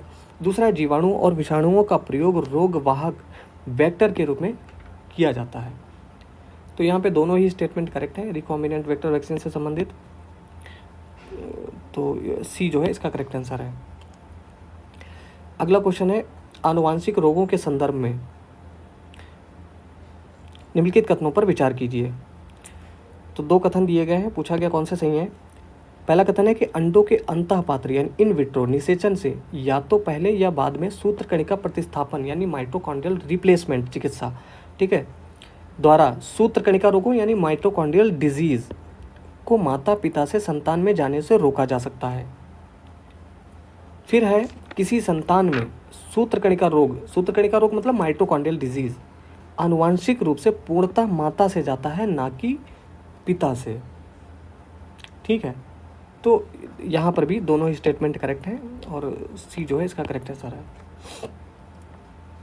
क्वेश्चन नंबर 67 है, वॉल गार्ड 1 और 2 जो कि न्यूज़ करंट अफेयर्स वगैरह में था, तो इसी से पूछा गया था। प्रौद्योगिकियों यानी टेक्नोलॉजीज का उल्लेख किसके संदर्भ में किया जाता है। तो फसली पादपों का क्लोनी प्रवर्धन यानी cloner propagation of crop plants. दूसरा है, आनुवांशिक रूप से रूपांतरित फसली पादपों का विकास। फिर है, पादप वृद्धिकर पदार्थों का उत्पादन या फिर जैव उर्वरकों का उत्पादन। ठीक है, तो फर्टिलाइजर से तो संबंधित है नहीं, इसका करेक्ट आंसर है B, developing genetically modified crop plants के संदर्भ में इसका उल्लेख किया जाता है। ठीक है, अब है क्वेश्चन नंबर 68, सबसे विवादित क्वेश्चन जो कि रहा है किसी प्रेशर कुकर में जिस तापमान पर खाद्य पकाए जाते हैं वह मुख्यतः निम्नलिखित में से किन पर निर्भर करता है। ठीक है, जिस तापमान पर, मतलब वह तापमान किस पर निर्भर करता है, तो ढक्कन में स्थित छिद्र के क्षेत्रफल पर, ज्वाला के तापमान पर और ढक्कन के भार पर। तो किन पर निर्भर करता है? अलग अलग जगह इसके अलग अलग आंसर्स मिले हैं। ठीक है, और फिलहाल इसका आंसर है बी, दूसरा और तीसरा। ठीक है, अगला क्वेश्चन है निम्नलिखित कथनों पर विचार कीजिए। जीवाणु, कवक और विषाणु। देखिए ये क्वेश्चन रिपीट नहीं होने वाले, तो आंसर कोई ज़्यादा मैटर नहीं करता, बस ये पता होना चाहिए कि क्वेश्चन किस तरीके से बनाए गए हैं, हाल के वर्षों में यूपीएससी ने किस तरीके से क्वेश्चन बनाए, तो ये आपको पता होना चाहिए। ये as it is question repeat होने वाले नहीं हैं। ठीक है, तो यहाँ पे 3 दिए गए हैं, जीवाणु, कवक, विषाणु, यानी बैक्टीरिया, फंजाई और वायरस। उपर्युक्त में से किन्हें कृत्रिम संश्लेषित माध्यम से संवर्धित किया जाता है? Which of the above can be cultured in artificial synthetic medium. ठीक है, तो किनको किया जाता है? वायरस को नहीं किया जा सकता। ठीक है, बाकी जीवाणुओं को किया जा सकता है, यानी बैक्टीरिया और फंजाई को किया जा सकता है। ये जो है इसका करेक्ट आंसर होगा। अगला क्वेश्चन है क्वेश्चन नंबर 70।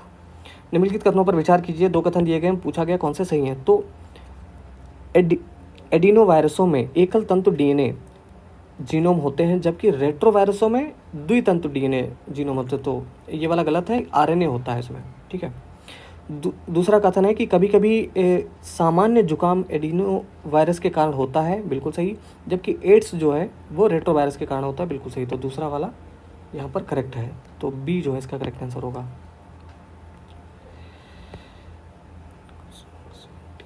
71 क्वेश्चन नंबर है, जल किसी अन्य द्रव की अपेक्षा अधिक पदार्थों को घोल सकता है, क्योंकि water can dissolve more substances than any other liquid, because, क्योंकि इसकी प्रकृति द्विध्रुवी यानी डाइपोलर है, यह ऊष्मा का सुचालक है, इसकी विशिष्ट ऊष्मा का मान उच्च होता है, या फिर यह हाइड्रोजन का एक ऑक्साइड है। एनसीईआरटी से पूछा गया है। ठीक है, तो इसकी जो प्रकृति है वो डाइपोलर होती है, इसलिए जल जो है उसको एक अच्छा विलायक माना जाता है, मतलब जल को सर्व विलायक के रूप में भी माना जाता है। ठीक है, तो बाकी किसी द्रव की अपेक्षा ज़्यादातर अधिक पदार्थों को घोल सकता है ये। ठीक है, तो इसका करेक्ट आंसर होगा ए। अगला क्वेश्चन है, सड़क प्रकाश व्यवस्था के संदर्भ में सोडियम बत्तियाँ यानी सोडियम लैंप्स एलईडी लैंप्स से किस तरीके से भिन्न है? तो 3 कथन दिए गए हैं, सही वाले बताने हैं। सोडियम बत्तियाँ यानी सोडियम लैंप्स प्रकाश को 360 डिग्री में उत्पन्न करती हैं, किंतु एलईडी बत्तियों में ऐसा नहीं होता है। ठीक है, तो पहला स्टेटमेंट करेक्ट है यहाँ पे, क्योंकि एलईडी बत्तियाँ जो होती है वो 180 डिग्री करती हैं, उत्पन्न करती हैं, और सोडियम लैंप्स जो होती हैं वो 360 डिग्री। दूसरा है, सड़क की बत्तियों के रूप में एलईडी बत्तियों की तुलना में सोडियम बत्तियों की उपयोगिता अवधि अधिक होती है, ये गलत है स्टेटमेंट। तीसरा है, सोडियम बत्ती यानी सोडियम लैंप के दृश्य प्रकाश का स्पेक्ट्रम लगभग एक वर्णीय होता है, जबकि एलईडी बत्तियां सड़क प्रकाश व्यवस्था में सार्थक वर्ण सुविधाएं यानी कलर एडवांटेज प्रदान करती हैं। तो तीसरा भी सही है, पहला तीसरा सही है, सी जो है इसका करेक्ट आंसर है। अगला क्वेश्चन है, ACE2 टर्म का उल्लेख किसके संदर्भ में किया जाता है? ठीक है, तो आनुवांशिक रूप से रूपांतरित पादपों के पुनः स्थापित जीन के संदर्भ में किया जाता है, या फिर भारत के निजी उपग्रह संचालन प्रणाली के विकास के संदर्भ में, या फिर वन्य प्राणियों पर निगाह रखने के लिए रेडियो कॉलर के संदर्भ में किया जाता है। तो ये करंट अफेयर्स में था उस समय, चूँकि कोविड-19 से संबंधित इतनी ज़्यादा न्यूज़ और आर्टिकल्स थे, उससे संबंधित पूछा गया था। तो स्प्रेड ऑफ वायरल डिजीजेज के संदर्भ में इसका उल्लेख किया जाता है। अगला क्वेश्चन है question number 74। Bisphenol A VPA जो चिंता का कारण है, निम्नलिखित में से किस प्रकार के प्लास्टिक के उत्पादन में एक संरचनात्मक या मुख्य घटक है? ठीक है, तो निम्न घनत्व वाले पॉलीएथिलीन या पॉलीकार्बोनेट, पॉलीएथिलीन टेरेफ्थेलेट और पॉलीविनाइल क्लोराइड। ठीक है, इंग्लिश के शब्दों को जब हिंदी में लिखते हैं तो थोड़ा पढ़ने में थोड़ा टफ लगता है। ठीक है, तो इसका करेक्ट आंसर होगा जो है पॉलीकार्बोनेट, बी जो है इसका करेक्ट आंसर है। ठीक है, अगला क्वेश्चन है, निम्नलिखित में से किसमें ट्राइक्लोजन के विद्यमान होने की सर्वाधिक संभावना है,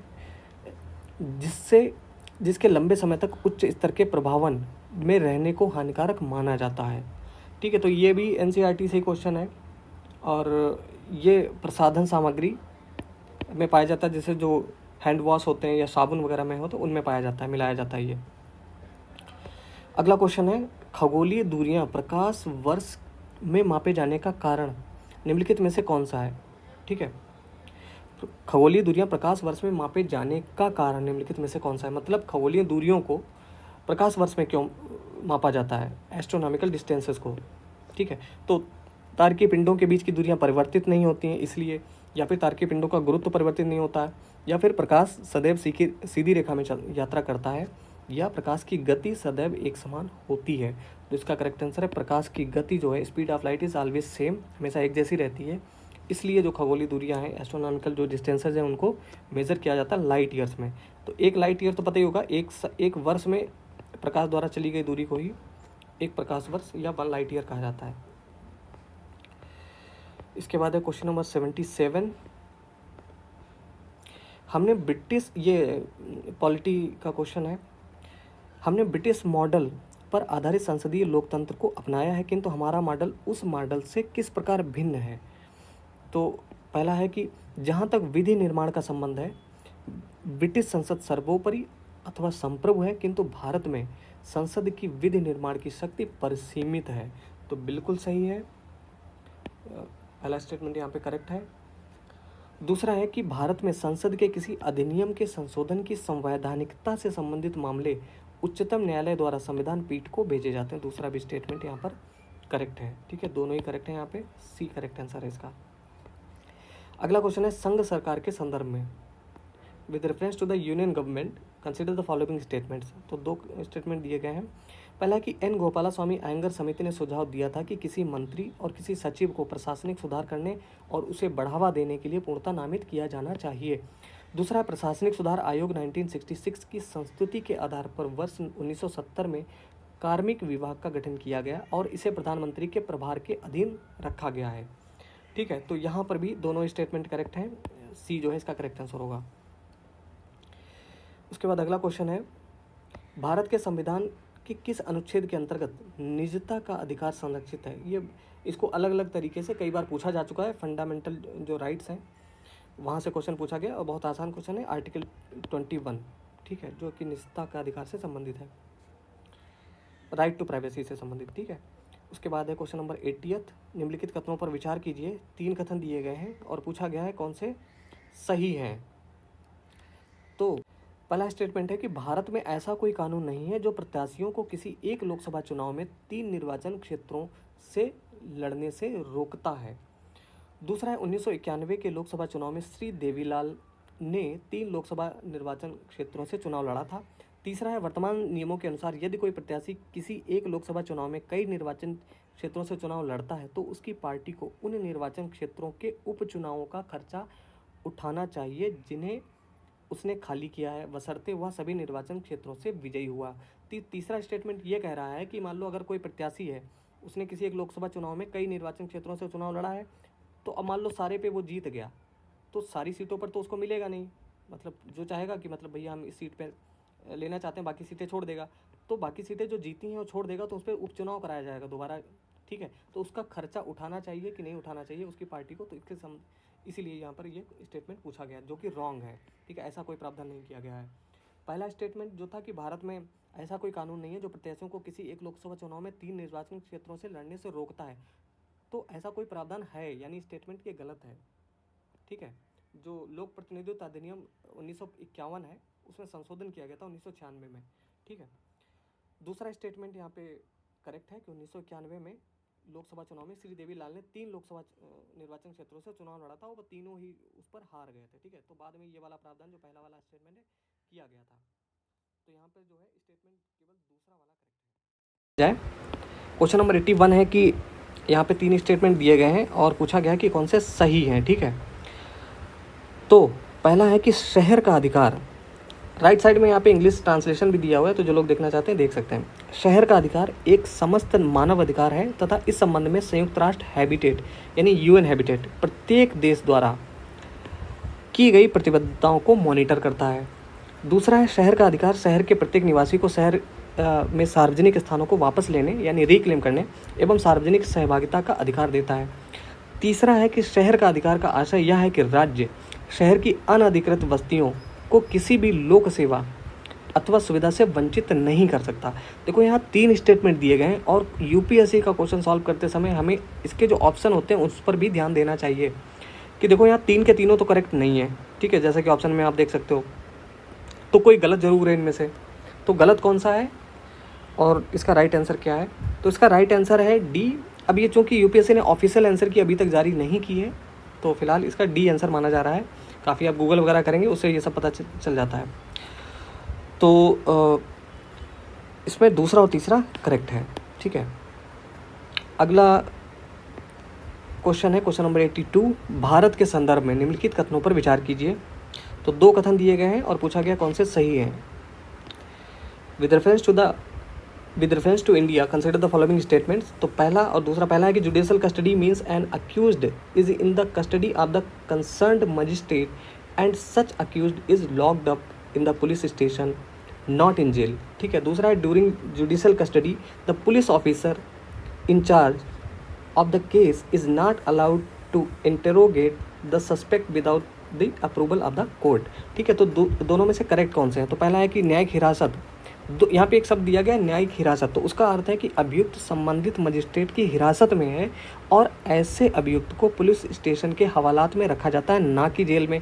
तो ये स्टेटमेंट, आधा स्टेटमेंट यहाँ तक करेक्ट है। न्यायिक हिरासत का अर्थ है कि अभियुक्त संबंधित मजिस्ट्रेट की हिरासत में है, ठीक है, यहाँ तक सही है। उसके बाद लिखा हुआ है कि ऐसे अभियुक्त को पुलिस स्टेशन के हवालात में रखा जाता है, जो कि गलत है, ठीक है। तो ये स्टेटमेंट गलत हो जाता है, क्योंकि देखो 2 तरीके के होते हैं, एक होता है न्यायिक हिरासत, एक होता है पुलिस हिरासत, ठीक है, जो कि सीआरपीसी के अंतर्गत होता है पुलिस हिरासत। लेकिन यहाँ पे लिखा है न्यायिक हिरासत यानी जुडिशियल कस्टडी। तो जुडिशियल कस्टडी में क्या होता है कि अभियुक्त को कारागार में यानी जेल में रखा जाता है। दूसरा स्टेटमेंट है कि न्यायिक हिरासत के दौरान मामले के प्रभारी पुलिस अधिकारी न्यायालय की अनुमति के बिना संदिग्ध व्यक्ति से पूछताछ नहीं कर सकते। तो ये स्टेटमेंट करेक्ट है, ठीक है, बिना पूछे नहीं कर सकते पूछताछ। दूसरा वाला इसका करेक्ट आंसर बी जो है सही है। अगला क्वेश्चन है क्वेश्चन नंबर 83। भारत के संदर्भ में निम्नलिखित कथनों पर विचार कीजिए, ठीक है। तो यहाँ भी 2 कथन दिए गए और पूछा गया कौन से सही है। तो पहला है कि जब एक कैदी पर्याप्त आधार प्रस्तुत करता है तो ऐसे कैदी को पैरोल मना नहीं किया जा सकता। ऐसे कैदी को पैरोल मना नहीं किया जा सकता क्योंकि वह उसके अधिकार का मामला बन जाता है। दूसरा है कि कैदी को पैरोल पर छोड़ने के लिए राज्य सरकारों के अपने नियम हैं, ठीक है। तो पहला स्टेटमेंट जो है वो रॉन्ग है। क्यों रॉन्ग है? क्योंकि यहाँ लिखा है कि वह उसके अधिकार का मामला बन जाता है। तो पैरोल जो है, ठीक है, या जमानत, वो किसी को अधिकार नहीं दिया गया है कि मतलब उसको देना ही देना है, ठीक है। ये कोई इसको आधार नहीं माना जा सकता, ठीक है। दूसरा स्टेटमेंट यहाँ पे लिखा हुआ है कि जो कैदी को पैरोल पर छोड़ने के लिए राज्य सरकारों के अपने नियम हैं, तो ये बात करेक्ट है, ठीक है। और दूसरा वाला सही है, यहाँ पे बी इसका करेक्ट आंसर है। अगला जो है राष्ट्रीय स्तर पर अनुसूचित जनजाति और अन्य पारंपरिक वन निवासी अधिनियम 2006 के प्रभावी कार्यान्वयन को सुनिश्चित करने के लिए कौन सा मंत्रालय केंद्रक अभिकरण यानी नोडल एजेंसी कौन सी है? तो ये आसान क्वेश्चन है, इसका आंसर है जनजातीय कार्य मंत्रालय। अगला क्वेश्चन है कानून को लागू करने के मामले में कोई विधान जो किसी कार्यपालक अथवा प्रशासनिक अधिकारी को अंतर्देशित एवं अनियंत्रित विवेकाधिकार देता है, भारत के संविधान के निम्नलिखित अनुच्छेदों में से किसका उल्लंघन करता है? ठीक है, तो अनियंत्रित विवेकाधिकार देता है तो वो समानता के अधिकार का उल्लंघन करता है, यानी आर्टिकल 14 का उल्लंघन करता है। ठीक है, तो ये जो इसका करेक्ट आंसर होगा। इसके बाद क्वेश्चन नंबर 86 है, भारतीय राज्य व्यवस्था में निम्नलिखित में से कौन सी अनिवार्य विशेषता है जो यह दर्शाती है कि उसका स्वरूप संघीय है? तो संघीय व्यवस्था उसका स्वरूप संघीय है, उसकी विशेषताएं तो पढ़ी होंगी। तो यहाँ पे लिखा पहला है कि न्यायालय की स्वतंत्रता सुरक्षित है, दूसरी संघ की विधायिका में संगठक इकाइयों के निर्वाचित प्रतिनिधि होते हैं। फिर है केंद्रीय मंत्रिमंडल में क्षेत्रीय पार्टियों के निर्वाचित प्रतिनिधि हो सकते हैं। और फिर है मूल अधिकार न्यायालय द्वारा प्रवर्तनीय है। तो क्वेश्चन ये है कि भारतीय राज्य व्यवस्था में निम्नलिखित में से कौन सी अनिवार्य विशेषता है जो यह दर्शाती है कि उसका स्वरूप संघीय है। तो संघीय विशेषता में एक है कि न्यायपालिका की स्वतंत्रता जो है वो सुरक्षित है। ठीक है, तो ये इसका करेक्ट आंसर होगा। अगला क्वेश्चन है, निम्नलिखित में से कौन सा राज्य शब्द को सर्वोत्तम रूप से परिभाषित करता है। तो कौन सा जो है स्टेट शब्द को डिफाइन करता है। तो पहला है कि व्यक्तियों का एक समुदाय जो बिना किसी बाह्य नियंत्रण के एक निश्चित भूभाग में स्थायी रूप से निवास करता है और जिसकी एक संगठित सरकार है। भैया एक चीज़ ध्यान रखना, यूपीएससी ने क्या किया पिछले 3 साल से, मतलब 19, 20 और 21 वाला पेपर देखो, पॉलिटी के क्वेश्चन है, थोड़ा मतलब कॉन्सेप्ट लेवल पर मतलब उस तरीके से पूछना शुरू कर दिया, एनालिटिकल लेवल के तरीके से। ठीक है, अगला है कि एक निश्चित भूभाग के राजनीतिक रूप से संगठित लोग जो स्वयं प्रशासन करने, कानून एवं व्यवस्था को बनाए रखने, अपने नैसर्गिक अधिकारों की रक्षा करने तथा अपनी जीविका के साधनों को सुरक्षित रखने का अधिकार रखते हैं। फिर है बहुत से व्यक्ति जो एक निश्चित भूभाग में बहुत लंबे समय से अपनी संस्कृति, परंपरा और शासन व्यवस्था के साथ रहते आए हैं।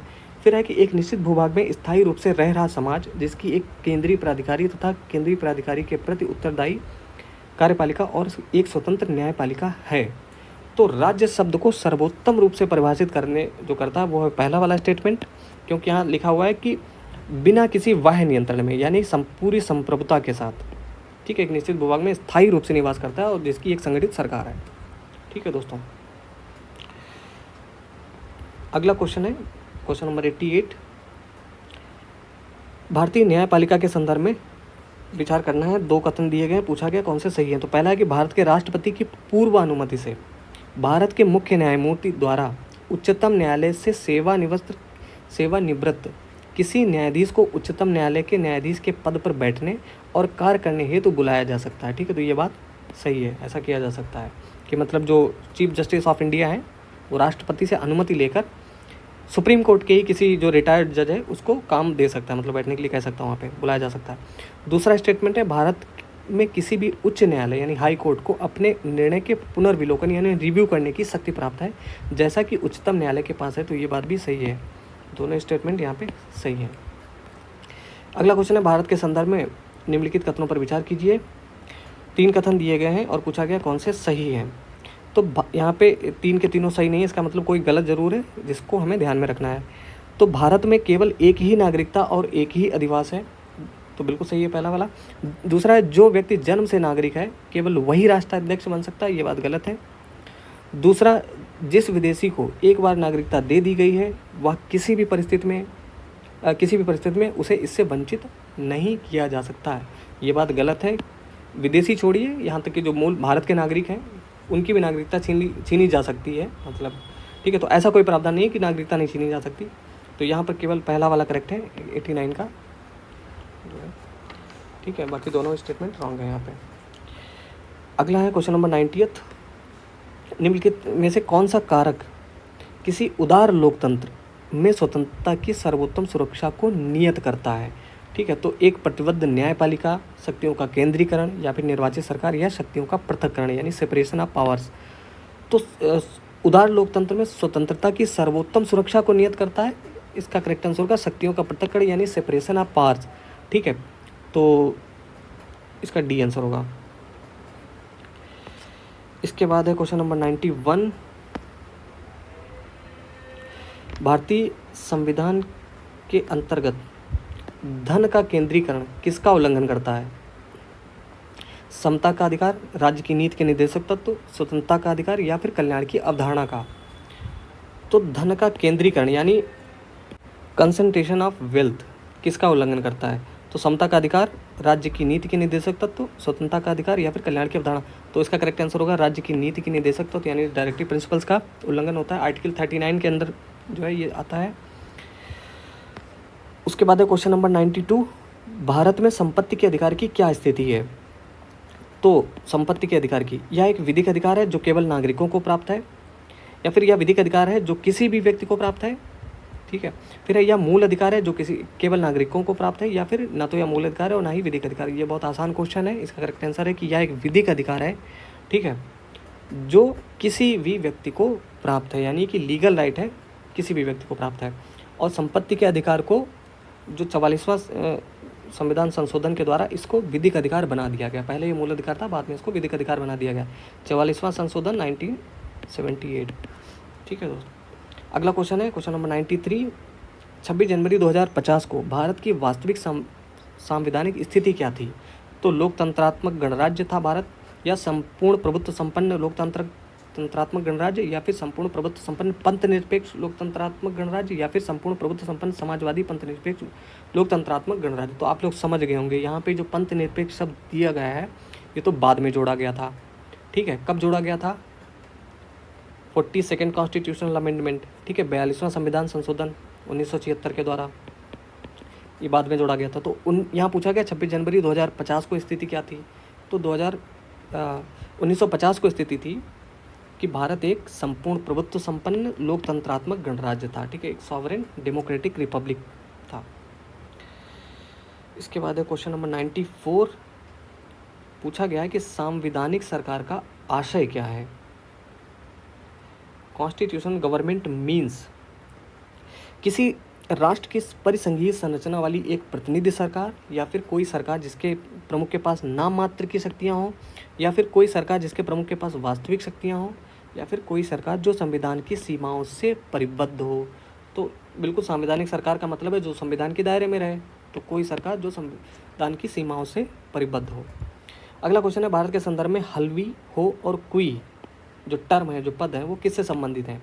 तो ये संबंधित है जनजातीय भाषाएं हैं, तीनों ही जो दी गई हैं, पूछी गई थी।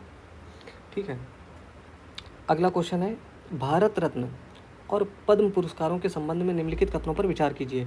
तो 3 कथन दिए गए और पूछा गया कौन से सही नहीं है। जो मैं अक्सर बताता रहता हूँ कि आप ये देख लिया करिए कि पूछा क्या गया है, सही है या सही नहीं है। तो सही नहीं मतलब कौन से गलत हैं।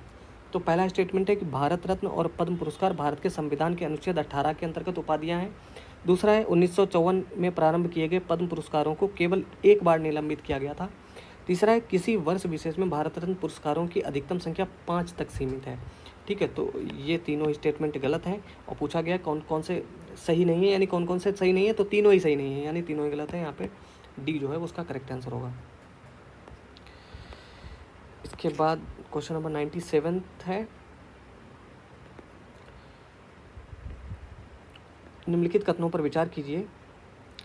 पहला कथन है कि संयुक्त राष्ट्र पूंजी विकास निधि और आर्बर डे फाउंडेशन ने हाल ही में हैदराबाद को विश्व कप के 2020 वृक्ष नगर को की मान्यता प्रदान की है। ठीक है, तो करंट अफेयर से क्वेश्चन था, तो आगे तो ये पूछा नहीं जाएगा।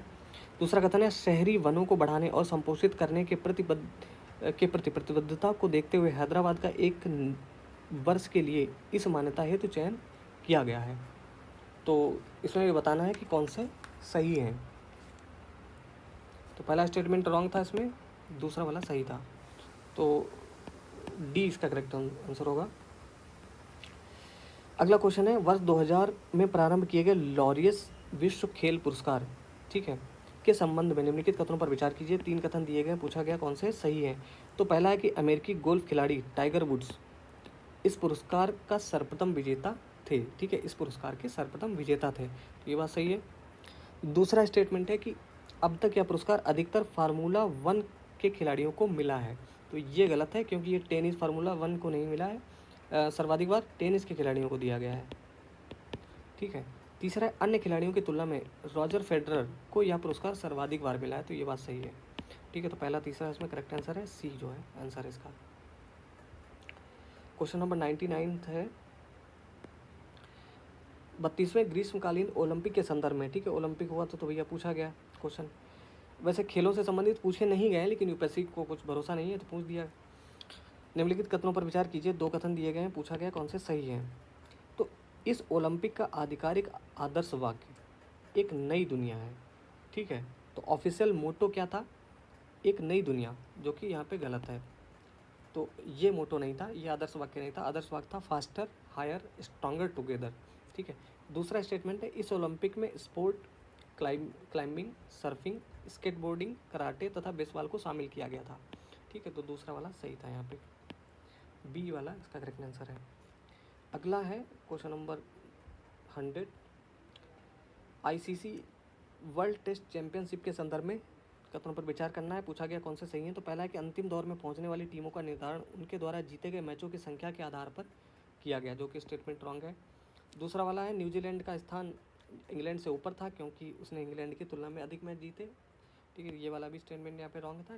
डी इसका करेक्ट आंसर है। ठीक है, उस समय के करंट अफेयर से वैसे पूछा गया था, अब तो पूछा नहीं जाएगा ये।